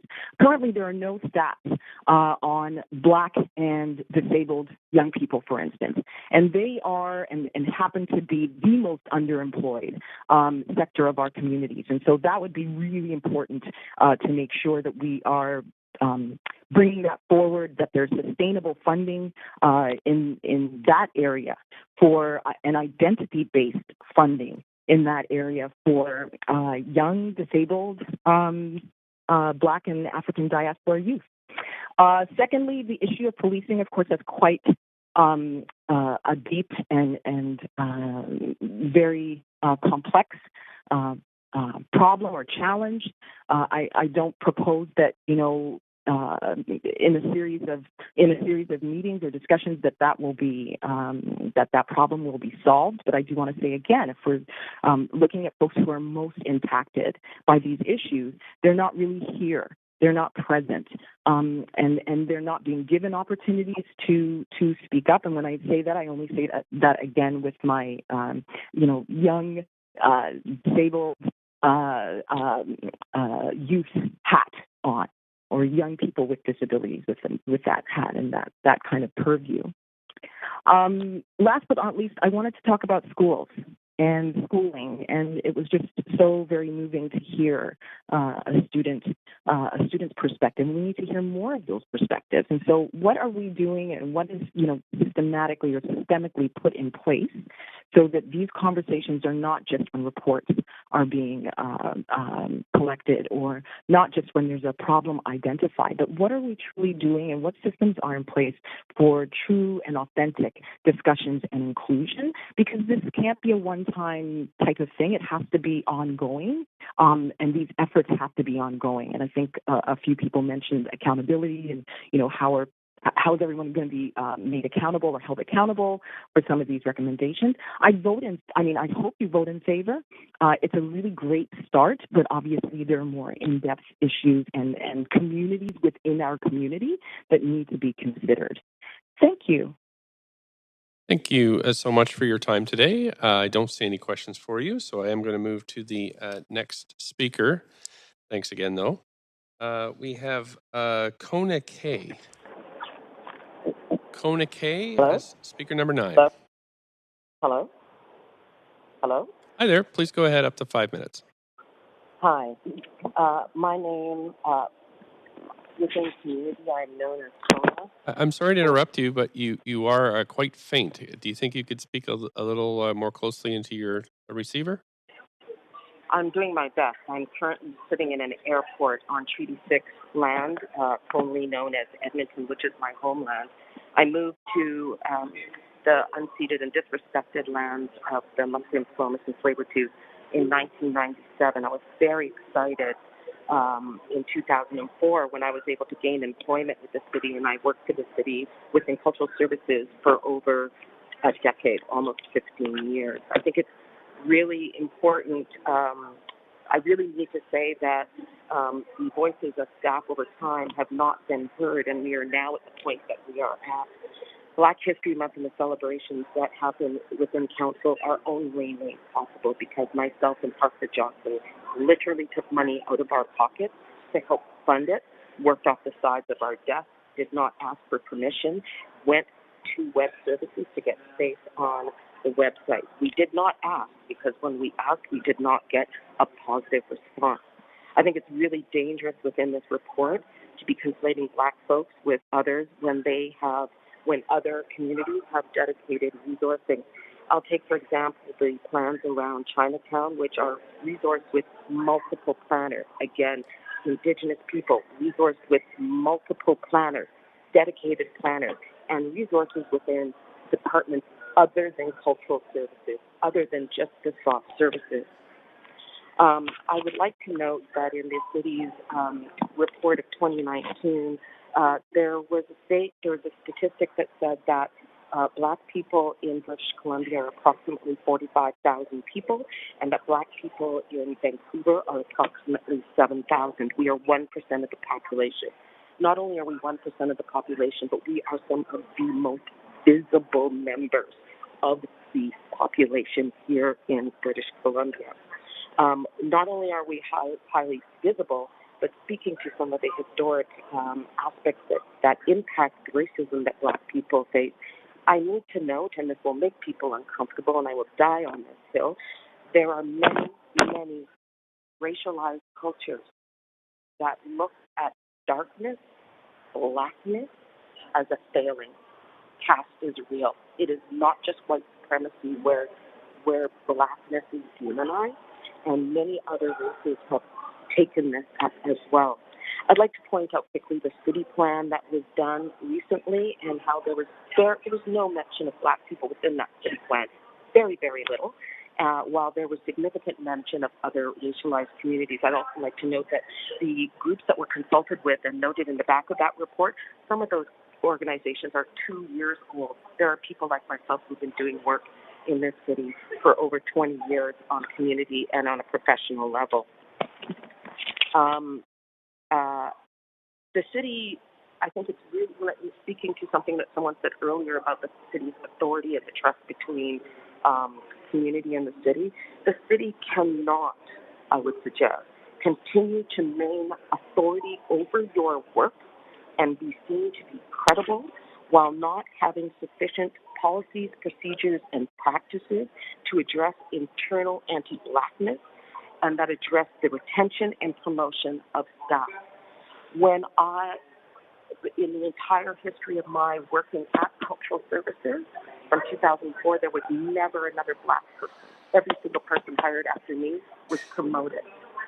And I will also say that, I'll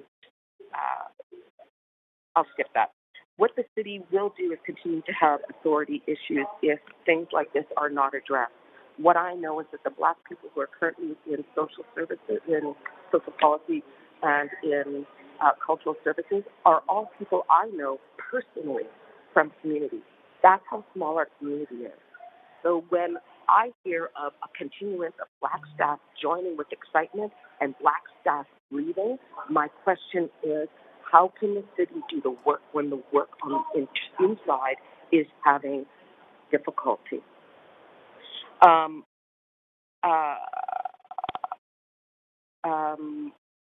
Following my departure and my subsequent race-based grievance against the city with the union, many black people were hired. And my concern is that aside from people like Wilma Clark, who I know from the days of the BC Human Rights Commission, for example, or April Sumter Freitag, who was the first person hired and who I worked really hard to get that person in. The staffing has been in a place where black staff is temporary, part-time, does not have sufficient benefits. There are no ongoing resources to support the work like there is with Indigenous people. And like Indigenous people, black learning is not limited to the academy. It took years to shift public art, for example, into understanding that artists in public art are not only born in the academy, but some, like Indigenous artists, learn their practices from within community and don't have the colonizer way of looking at things. This same consideration needs to be brought to black knowledge keepers and subject matters experts. 6 months is not enough time to resource any one staff member to do this work. I hope council votes in favor of this draft report. My experience at the city tells me that this report in some ways means absolutely nothing, because I've seen draft reports come, go, disappear, get changed substantially. And I hope that in voting in favor for this report, that you will direct staff to resource it year over year, long-term funding appropriately, and that you will encumber the future incoming council to do the same. Thank you so much. You are at your time. I just want to thank you so much for calling in today, and we don't have any questions for you, so I will move to the next speaker. But thank you again for sharing your experiences and thoughts. Council, we are on to speaker number 10. Again, we're slated to stop at noon. We have Wiu. This one, OIU. Sorry if I've mispronounced the name. Speaker number 10. Don't see anybody on the line or in the chambers. Just mark that and call the name, call speaker number 10 again. Speaker number 11 is Kamani Karangu. Thank you so much for coming in. Up to 5 minutes whenever you're ready. Thank you so much. My name is Kimani Karango. I am the president of the Kenyan community in British Columbia and the immediate former president of the Graduate Student Society of UBC. I'm a graduate student and a black male, for that matter. So I'm here, and I would also want to reiterate and say that we are also gathered here on the ancillary territory of the Musqueam people. And of course, I'm inspired by the young speakers, 10 and 14, that are here today. I believe all of us can articulate and see what's right and what is wrong in that. Inspiration. 14 years and 10 years are elsewhere, not in such chambers trying to request for what should be right for them. Black and African diaspora people have taken part in the growth and development of this wonderful city. Unfortunately, they have to fight every single day for their rightful social and economic spaces, needs, and places sometimes. I think this is the right time to fully recognize and acknowledge, but above all, to act in the right way. I say this because a number of us, I mean the Black and African diaspora people, are here within the city to be, sometimes to be seen, to tick the box, but not to be listened to in many cases. And that points to the first statement that I made about the young speakers who are in these chambers today. I have seen our participation being sought after. Particularly, it's very important to note, is always sought after during electioneering periods when people need votes to get to offices. After that, that sought after dies, an organic death. It shouldn't happen. And when I recognize and acknowledge that that engagement during that time is important, I think it should be reciprocated in the best way possible. And this is doing the right thing, not coming every time to this or other places to just look and seek ways of survival in the city. I therefore call this council to fully adopt and act upon the recommendations presented today in the interim report, and also to commit to future engagements that are going to be addressing Black racism and discrimination. I also want to acknowledge that COVID-19 has not made anybody's life easier in any way. We are in this together. And while I point onto this, which adds another layer to the issues that have been presented here,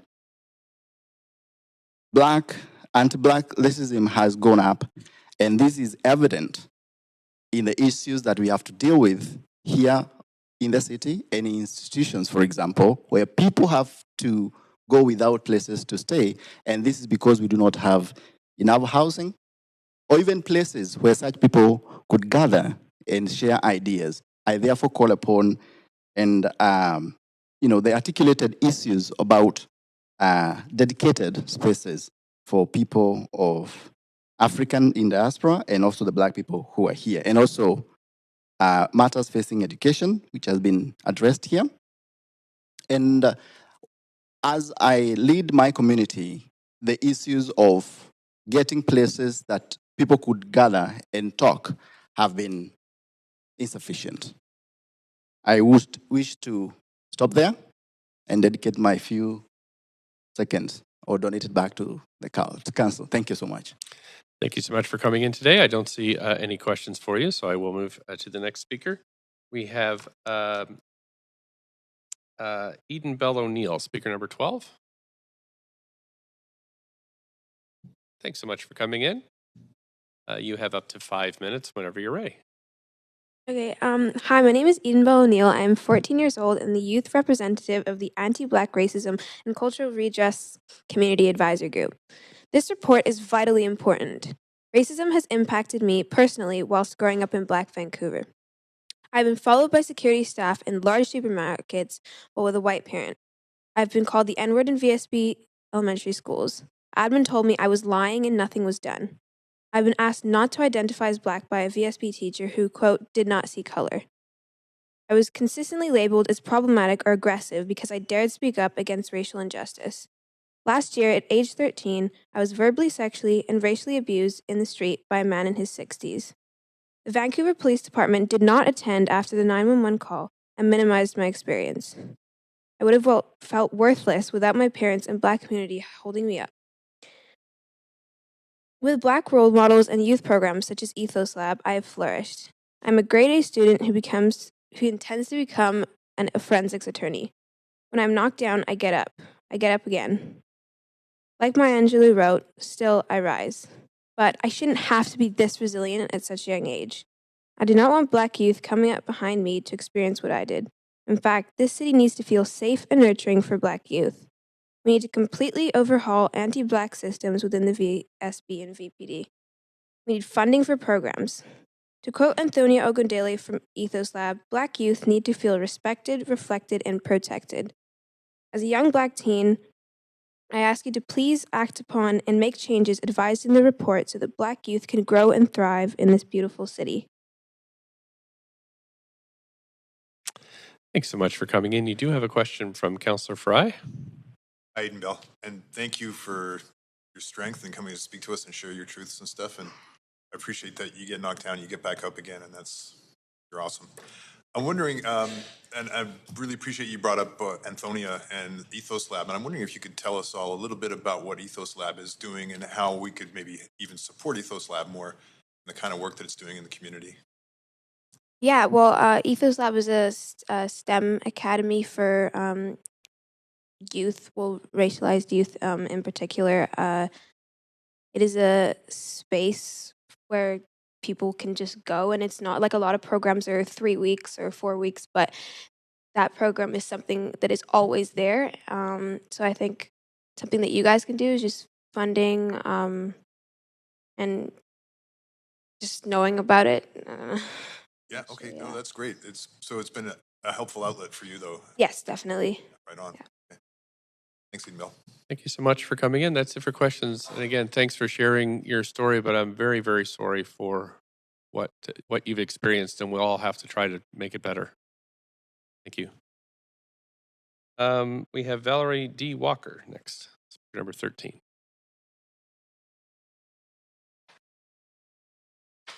Thanks for coming in. Up to 5 minutes. Okay. Thank you, Mayor Stewart and Council, and I especially want to thank the staff that's been supporting this committee. I've been a member of the committee. It's been amazingly difficult and rewarding work, and I just want to show you all the proclamation. Yeah. This was the very first proclamation that the city did. It became part of my ongoing artwork. Can I hold it with you? Thank you. I'm an artist, educator, and curator. I teach at Emily Carr University, and I'm honored to be an invited Indigo Griot.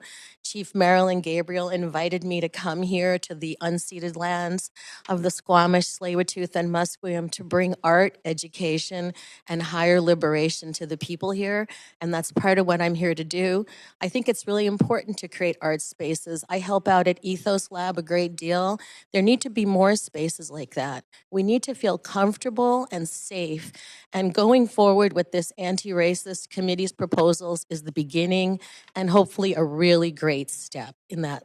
We all think of what else we can do, what more we can do. Sometimes all we can do is take the first step together. And this has been a really long first step. And I really want to see the other foot come down and keep us all going forward. Thank you. Thank you so much for your time. and sharing the large-scale version of the proclamation. Large one. Thank you so much. There are no questions for you. Okay, so the next speaker is speaker number 14, Lorado Shandoma. Speaker number 14. Hello. Hi there. You have up to 5 minutes Hi. whenever you're ready. Thank you. With gratitude, humility, and respect, I acknowledge and thank the stewards of this land, and acknowledge that we're gathered on the unceded territories of the Musqueam, Squamish, and Tsleil-Waututh peoples. My name is Lorado Chondoma. My pronouns are she, her, and I lead the Indigenous Research Support Initiative at UBC. I'm also the Vice Chair of the Racial and Ethnocultural Equity Advisory Committee advising City Council. I do note that today my comments are in my personal capacity and not on behalf of the REIS Committee. And I'm calling today in support of the report before Council. I'm a proud Muslim woman raised in the Badawun clan, Bahamalidzane from Lesotho in Southern Africa. I live as an uninvited guest on the unceded territory of the Musqueam people, and I recognize and acknowledge my positionality and privilege as an uninvited guest on this territory, trying to understand what it means to embark on the work of addressing anti-Black racism, anti-Indigenous racism, and decolonization while on stolen lands. And I stand in solidarity with Indigenous colleagues and friends. I chose the city that is now known as Vancouver as my home over 14 years ago, and yet I still feel like an outsider, completely othered while trying to live my life in my own skin. Attending school in South Africa during apartheid as an international Black student was my first violent encounter with systemic institutionalized racism, and the first time society told me that my Blackness was my identity. It has taken time and work to reject the notion that the color of my skin is my only identity, that my worth in society is somehow tied to what I look like and not based on my skills, my experience, and what I have to offer society. I'm here to say that people, and for people who look like me, these encounters with systemic institutionalized racism are not reserved for places far away like South Africa, but exist right here in our city. I moved into the neighborhood of Dunbar in January 2021, and I do appreciate the privilege that I have to be able to live on the Vancouver West Side and raise my children there. I recently moved out of that neighborhood this past month to campus at UBC. And a big reason for moving is because of the sheer exhaustion of trying to shield my two young boys from the stares, sometimes glares, and outright microaggressions. The fascination with us as a curiosity or a novelty in the neighborhood as we try to just go about our daily lives. I would often joke when describing this to friends that it surprised me that folks didn't get whiplash at how rapidly their heads would turn to get one more stare in. My oldest son would often ask me, "Mom, what are we doing wrong?" This is the insidious nature of anti-Black racism, microaggression, and surveillance in Vancouver. It's like death by 1,000 paper cuts. It cuts and it cuts and it cuts until one day you wake up with a big gaping wound of hurt. I'd like to hold up my hands to the staff and advisors for the tireless work in bringing this report forward. I would like to also acknowledge all the work by Black activists and Black scholars who've long been trying to move this work. The acknowledgement of anti-Black racism in the city, to finally see movement in support of Black and African diaspora peoples in Vancouver, after global racial reckoning where we find ourselves in the wake of Black Lives Matter, the over-policing and violence of Black bodies in Canada, in the U.S., and yes, even in the city, because it's felt that Blackness and anti-Black racism is always last on the agenda.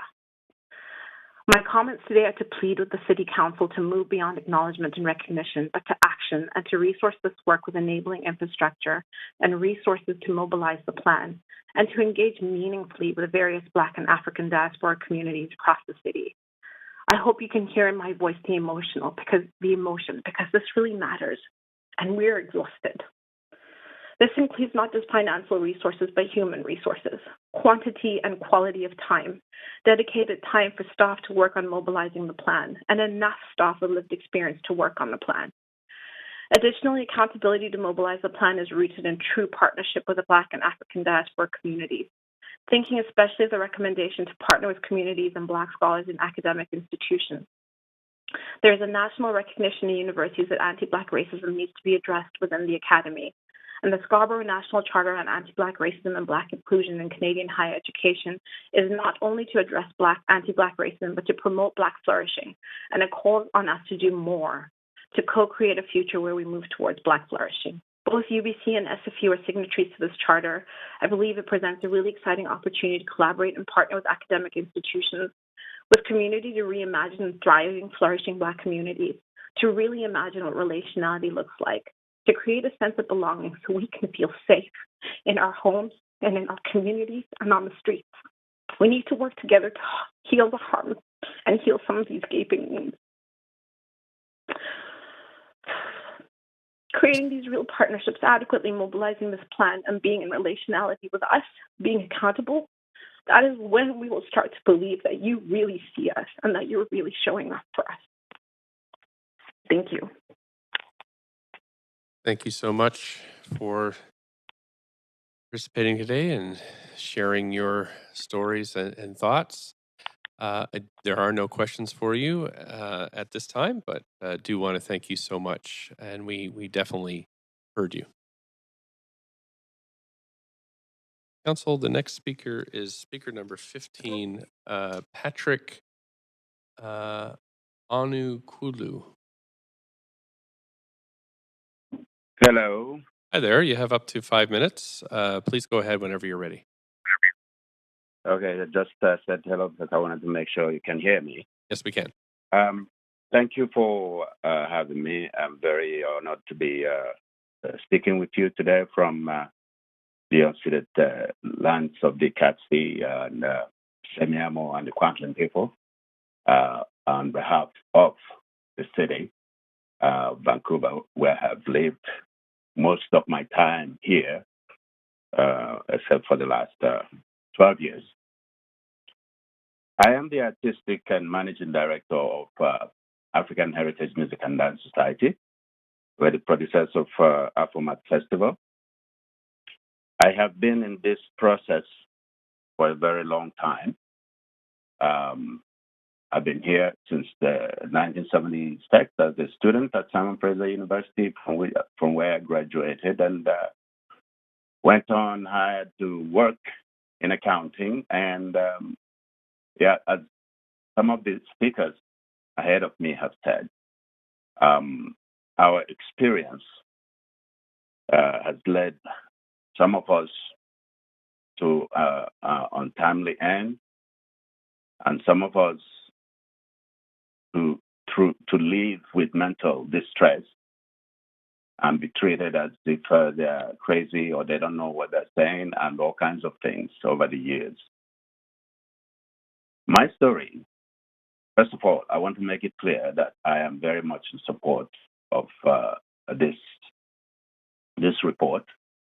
And again, not to repeat what a lot of others have said, it has been a lot of these kinds of things going on over the years, and I have been at the forefront of it personally in the city of Vancouver from the 80s. Several mayors I have dealt with and approached and talked with about these issues. I was there at the first gathering to establish and design the Vancouver City Cultural Department a long time ago. If you look into the records, you might still see my name. But I have been discriminated against, and it forced me to make a change in my life, to go into and be in arts and culture. Use arts and culture to help tell a better story about us Black people. And to come to the current issue, I'm not going to bore you with that story. If anybody that wants can look me up and find out about it. But the issue I would like to address here is the fact that there is an intrinsic action that is not being talked about in any of these things, and that is the invisible act of keeping the Black people, Black communities divided by actions like giving us this title of Black and African diaspora people. What exactly does that mean? That's one question I'd like to be pondered. And it's for me again. It's new ways. That used to be Black people used to be recognized in the descriptions, but now we are logged up into. You have indigenous, and then you have racialized people. And that's nothing about Black people anymore. Black people are the people. Those of us, we are the people that, from which the word racism developed, and we are still the ones that suffer it the most. Every other heritage of our human race discriminates against Black people in one form or the other.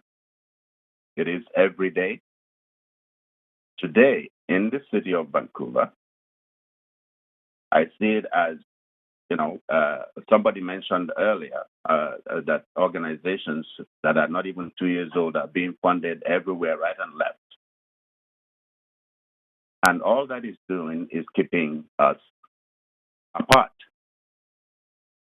and making sure that we don't have enough resources in proven organizations like my organization. I have been at this since the 80s.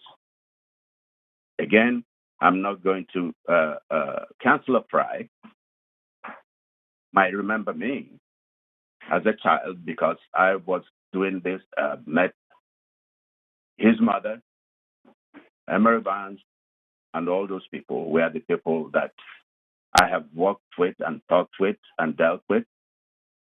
Professor Alsop, way back. They're all there. So I am here talking today because none of the things we have done over the years has been implemented or put up in any way. They have been either taken in and then used to design new ways to continue to keep us apart. And these days, it's about job and funding, and the system feels that we give everybody fund. That's we are 1.09% of the population. But look at how many organizations that are Black that the city is funding. So in the arts and culture, I'm just going to get festivals. I'm sorry to interrupt you, but you are well over time. So if I could just get you to wrap it up, that would be great. Thank you. Okay, thank you. Well, I will wrap it up by saying that the report is a wonderful thing, but its implementation needs a lot of consultation from the Black communities. And identifying us as one helps bring us together and keep us together. Supporting those organizations in our communities that have been here long and are doing things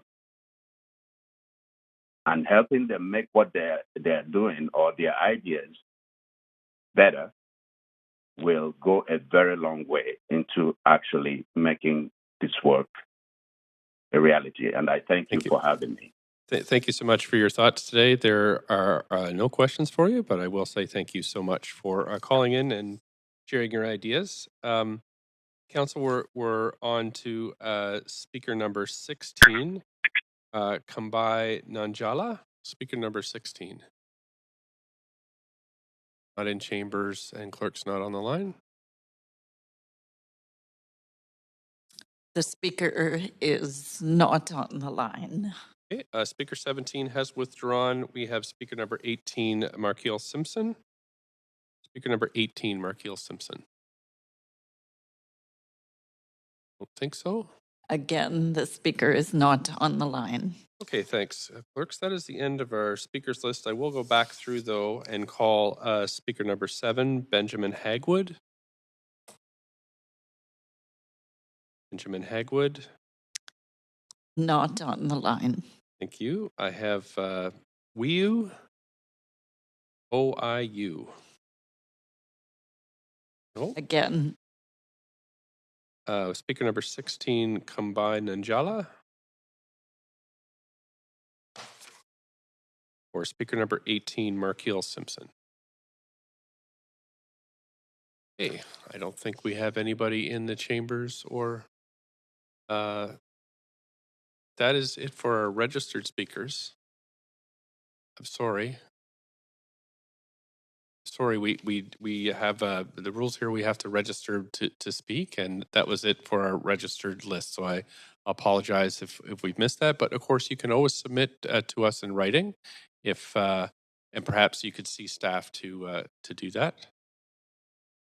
Thank you.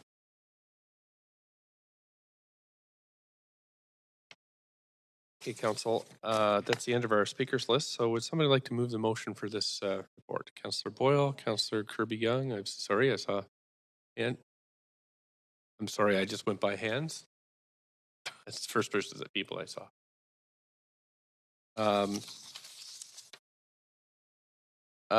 Okay, so everybody like to, this is moved and seconded, would like to, somebody like to speak? There we go, Councillor Boyle, up to 5 minutes, please. Thanks. I'm going to be really brief. I really appreciated all of the community comments and again, the huge amount of community and staff work that went into this, and am reflecting in particular on what we heard from Todd right at the beginning, that this isn't a moment for grandiose speeches, but to focus our time on listening to the work and words of the community and showing up again and again, even when it isn't easy to support that work. So, and made a note as well of the question posed, is this in the service of that which connects us? And we'll certainly stay connected to those questions and proddings and the important truth and stories as we move this forward. I'm happy to support it very strongly now, and in each piece of it that comes back to us, including in the budget, so we make sure that the work is funded appropriately to live into it strongly. Thanks. Thank you. Councillor Swanson, up to 5 minutes. Yeah, I just want to thank staff again and thank all the folks who spoke, called in and came. That was great. I'm really being educated good on this. Whether it works or not will depend on the next council. Will it be implemented and will it be funded? If I'm on the next council, I'll push for both of those. And I hope you'll continue to push for it too, because it's really important that it gets implemented. Thank you, Councillor Swanson. Councillor Kirby-Yung. Yeah, thanks. I'll also be brief because I appreciated the comment as well about no flowery speeches. I just want to say that I listened, I heard, I learned, and I'm grateful to everybody that graciously and sometimes courageously and sometimes tenaciously shared their experience and perspective, and I'm happy to support it. Thank you. Thanks, Councillor Fry, up to 5. Yeah, only just to, well, thanks to all the speakers who came and joined us today, and really for speaking your truths especially. I know some of that was very complicated and painful, and I appreciate that. Thanks very much to the staff who've put a lot of work and effort into this, and a lot of learning and sharing. And I know that's a complicated space to work in as well. And I know that, you know, for many people, there's been a feeling that this has been a slow going process, and obviously it's been complicated through the pandemic and a lot of complicated intersections, but I really appreciate the dedication moving forward, and of course, to the future council to support this work. And I just also want to, because it's unfortunate that Markeel wasn't here to speak to some of the work that he's doing about Black history in our school curricula, and I just think that's really important work to lift hands up to in the context of this direction. And I just want to name it because I know Markeel's done a lot of really great work in that space, and I'm sorry that he wasn't here to join us. But great work, everybody. Thank you. Thank you, Councillor Carr, up to 5. Yeah, thank you. I will need that just to again thank all the speakers. It was very moving, and I really appreciated the honest and detailed experiences that were shared. And staff again for the support around this. And this is just the first step. There's a lot of work to do. I look forward to engaging in that work, and I'm really, really hopeful that we can move on some very concrete outcomes very rapidly. And I certainly heard the message around funding that was needed to continue this work. Thanks. Councillor Dominato. Thanks, Mayor. And just to echo some of my colleagues, I'd also like to express my thanks and gratitude to our staff who've undertaken this work, but also to members of the community and speakers who've, as have been noted, have spoken and reflected their lived experience and shared their stories, and particularly to the youth who came and spoke before us. It takes a lot of courage, but I think is also a great reminder of the fact that we still have a lot of work to do, that this is simply a beginning. And while we don't have a formal role over public education, we do have a strong working relationship with the VSB and other educational institutions. And I think there's a lot of work that we can still do in partnership. But I do want to reflect that I'm very grateful for your comments today, and happy to continue this work and move forward. Thank you. Thank you so much. Clerks, I was just wondering if you could correct the, I missed Councillor Fry as the mover of the motion, and I did check with Councillor Boyle, and she agrees with that error. So, but we keep Councillor Kirby-Yung as seconder, that would be great. Thanks so much. Okay, Council, that is it for debate on this motion. So if we could call a vote, that would be great.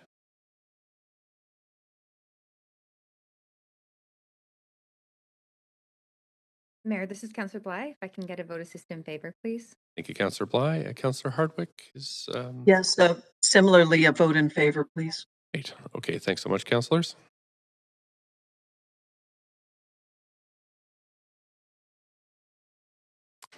Okay, Council, thanks so much. That passes unanimously. Thank you for your time today, and to staff and all that participated. Thank you so much.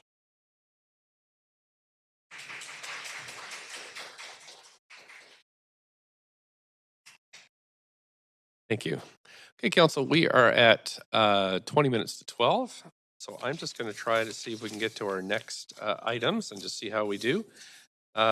We have the next item is 2A, 2023 interest rate on property tax arrears. Just asking first if anybody wants to declare a conflict of interest on this item.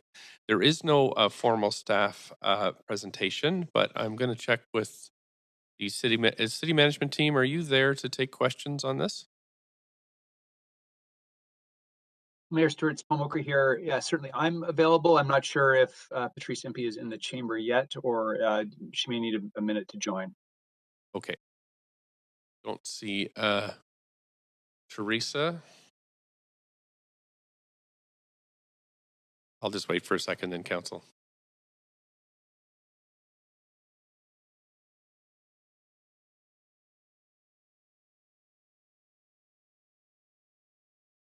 Teresa.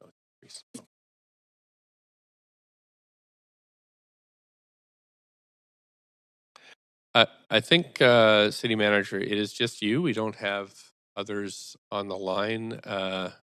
Is that okay? We just move forward? Not just certainly. You, but you on your own. Sorry about that. So I do have a question on this from Councillor Dejanova. Councillor Dejanova, up to 5 minutes. I didn't mean to preempt this, Mayor, but I understand there's no speakers to this, and I was prepared to move the recommendations. Okay. Thank you so much. I don't see anybody else on the queue, so we'll move to the main queue then. Any discussion on this item? Mayor, point of privilege. Sorry, we did need a seconder. Councillor Boyle seconded. Yeah, go ahead, Councillor Dejanova. It was just that we needed a seconder. I was trying to be helpful. Sorry about that. Right, we have a seconder now. Any discussion? If not, I'll try an oral vote. All those in favor, yay? Yay. Any opposed? Okay, that passes unanimously. Thanks so much. We now have, let's see here. We have 2B, which is a bylaw adoption, a bylaw to provide for the imposition of interest on delinquent property taxes for 2023. We just need if you want to declare a conflict of interest, please go ahead. If not, we have a mover for this. I heard Councillor Dominato, second Councillor Dejanova. Thank you. Any discussion on this item? I don't see anybody on the queue, so I am going to try an oral vote again. All those in favor, yay. Any opposed? Is that a yay, Councillor Hardwick, or a nay? Yay. Great. Okay, that has passed. Thank you so much for that. Now the next item we have, and sorry, councillors, I'm just changing the queue here. So if you want to get back on the queue, this is the Sunset Senior Center federal contribution approval of capital budget. If anybody wants to declare a conflict of interest, please go ahead. There is no formal staff presentation. City Manager, I'm just going to ask, do we have the appropriate people online for questions? Yeah, thanks, Mayor. Again, happy to answer any questions council may have on that. Thanks so much. Looks like there's some questions, so I'll start with Councillor Kirby-Young. Go ahead. I don't have a question, but I'm happy to move the recommendation, and I have an amendment I'd like to propose. Okay. I do have Councillor Dejanova on the queue for questions. It's your privilege to move it if you want, or you can cede the floor. I'd like to move it and move an amendment. Okay, so we've moved it. Do we have a seconder? Second, Councillor Dejanova. I heard Councillor Carr, so we are on to the queue. Councillor Kirby-Young, you have the floor for up to 5. Yeah, thank you. I have an amendment to propose, and I'll just provide a little bit of context to that. And that is that this project has been in the works and a desire of the community for some time. And Councillor Wiebe will remember the active discussions that we had on the park board last term, and this dates back quite a ways. And I remember in 2016, I believe it was, having a meeting when I was then serving as park board chair and literally taking the plans for the Killarney Sunset Senior Center and sitting down with Minister Sajjan, obviously is representing the area and the neighborhood, and looking at how we could expedite and sort of fast track the dire need for senior center at that time 6 years ago by modeling the Killarney development and how that had been in addition to the community center and the 10,000 square foot model, and with an aspiration at that time to try to deliver something more quickly to the community by leveraging sort of a design that had been done and with an existing site with a community center association partner, and bringing that together so that there was integration between the community center and that it kept generations together, and leveraged operational efficiencies and a whole host of other reasons. And obviously it's taken some time for the federal funding. But in conjunction with that, we've seen as we've gone through different capital plans, and council recently went through the capital planning process, that it feels like we're falling behind pace in actually delivering these critical infrastructure projects within a reasonable period of time and even within a capital plan. And since we have the funding ready for this one, I know the community's been waiting a long time. And with the Killarney project, we saw that we actually had some really key advocates and proponents of that project that, you know, given our aging seniors, don't necessarily make it through the long timelines of this. And it's really great if it can be delivered for the community. And as we've seen the Metro Housing Book come out this week, I think Vancouver's senior population is up by 19% and growing dramatically. So I feel a sense of urgency around delivering this one. And so the spirit of this amendment is to ask staff to look at if there's a way to shave down to do this within one capital cycle that's coming up. And I know that the report suggests that it is anticipated that the project would finish by the end of 2027, which would be about 5 years. And I'm wondering if we can get it down to 4 to better align with our capital cycle and to try to get this project over the finish line for the community. Things like the Marpole Community Center are sometimes like 20 years in the making. We've seen the impact on the East Fraser lands of, you know, kids growing up literally and getting into high school before they don't have a community center. And sometimes we lose our seniors, quite honestly, before we deliver these projects. And so I'm just asking if staff could really take a look at that and leverage the amazing work that was done for Killarney, which is sustainable and beautiful and built, and try to take some of that learning to be more efficient in the delivery of this project. So that's the spirit of the amendment that you see on the floor before you. Seconder?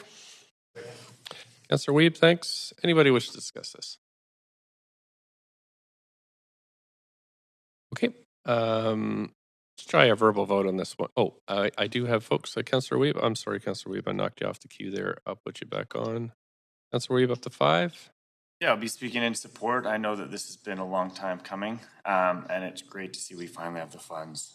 Really appreciate that community members that have been involved in including Cheryl Chan, who's no longer with the park board, and others that continue to allow these projects to advance.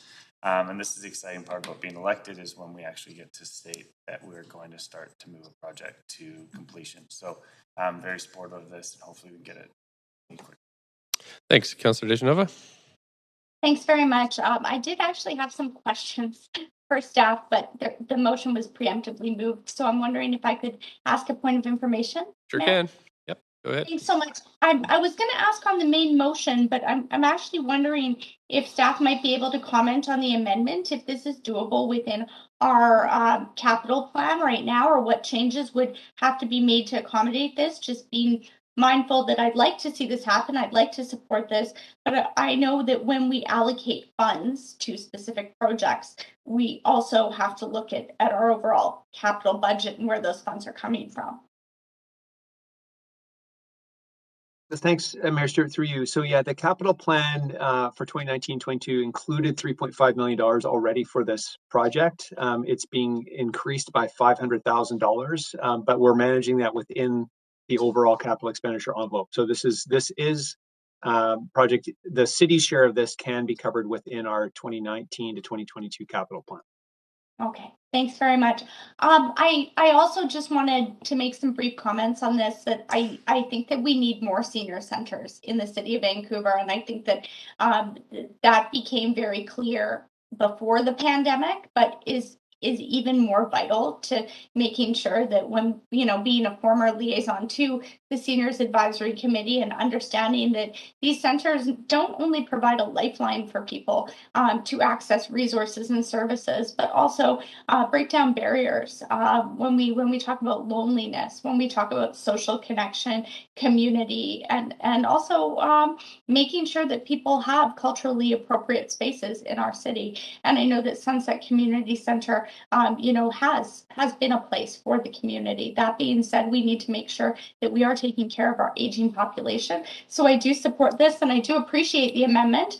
As someone who spent a long time as a former park board commissioner during my time on the park board working to move forward the Killarney Seniors Center, and also on my time on council last term and this term looking at the Sunset Community Center and always being very supportive of this, and the addition of the Senior Center specifically to that. I also just want to give thanks to a few people. Appreciate the Councillor Weeb mentioned Cheryl Chan from the Park Board, but I'd also like to thank former Commissioner Aaron Shum, who moved this forward at Park Board as well, and I know certainly championed this within the community. So just wanted to offer some thanks there, and also thanks to our city staff, who I know will continue to work on this to make sure that this is completed as soon as possible. Hopefully even before this deadline, if we can move forward a little bit faster, council, with permits also and sort of development as we've talked about here. I know that was a goal when we came onto council in 2018 together. It was one of the first motions we passed, but I'd hope that maybe, this goalpost has been set by another councillor through an amendment, but maybe we can even deliver it sooner than that. And that would be my hope and my goal. And I also just want to thank all of the community that have rolled up their sleeves, especially in the South Asian community and in the neighborhood of Sunset Community Center, to make sure that this is possible, because it wouldn't happen without them. Thank you very much. I'll leave my comments there. Thanks. That is it for comments. Maybe we can try an oral vote on this one too. All in favor of this amendment, yay? Yay. Any opposed? Okay. We're back to the main queue now. Councillor Domino, I saw your name flip up on the other queue, so if you want to go. Councillor Kirby-Yung, anything else on this? No, I would just add that I wholeheartedly support the need for additional seniors centers, and leveraging our existing civic assets makes a whole lot of sense, and the community does deserve kudos for this one. I know that it's noted, and it probably is worth calling out that there's a current legal issue ongoing in the report with the Sunset Community Association. With the 22 across the city, we were able to resolve the JOA agreements with all of them, with the exception of 3. And there was an agreement made to enable this project to proceed, but there still remains some outstanding issues with respect to operation when it's finished. So I'm going to put in a plea, hopefully, that we can overcome that challenge so that this can be opened on time for the community and delivered. And I know that everybody has the best interest of the community at heart, so I'm really hopeful that we can get there. I know that there's been a lot of dialogue and a lot of conversation with respect to concluding the JOA at Sunset. Thank you. Thanks. Council, we're close to the end of our times. Just wondering, we motion to extend to finish the business? So moved. Thank you. I heard Councillor Carr, heard second from Councillor Dominato, so thanks. Councillor Dominato, you have the floor for up to 5 minutes on Sunset. Yeah, thanks, Mayor. Simply, I want to reflect my comments in support of this report and to express gratitude to the federal government for making a significant contribution towards the Sunset Senior Centre. As was noted by Councillor Wiebe, this has been a long time coming, and Councillor Kirby-Yung both were involved with the Park Board. And I think we need to recognize as a city how important this community infrastructure is, particularly with an aging population. When we were at UBCM last week, one of the very well-attended sessions was around support for seniors and communities. It was very well attended by municipalities from across the province. Many questions about how we support an aging population. And I think also recognizing that particularly as we age, social isolation comes into play. And so this will provide a venue and a space to support that social engagement as well as other programming. Because I just want to acknowledge how important that is going forward for our municipality. And again, thank you to our staff for making the application and pushing this and driving it forward, but also to the federal government for its support. Thank you. Thanks. That's it for comments. So let's try another roll vote. All in favor, yay? Any opposed? Yeah. Any opposed? Don't hear any opposed. That has passed. Thank you so much, everybody. We're on to item 4. This is changes to the 2022 council meeting schedule. Okay. I'm just going to clear the queue here. So I heard Councillor Dejanova move this. Is that still your intention? That was my intention. Okay, great. I think I heard it. Not being on the queue. Okay, thanks. And I heard Councillor Wiebe second it. So any discussion? Don't see any. So let's call the vote then. All in favor, yay. Yay. Any opposed? Thank you. Move for adjournment. Councillor Hardwick. Motion to adjourn. Thank you. Seconder. Councillor Dejanova, thank you. All in favor, yay. Yay. Any opposed? That's great. We're adjourned. Thanks so much, everybody. Thanks to the clerks for getting this all rolling in September. And we'll see you back out there.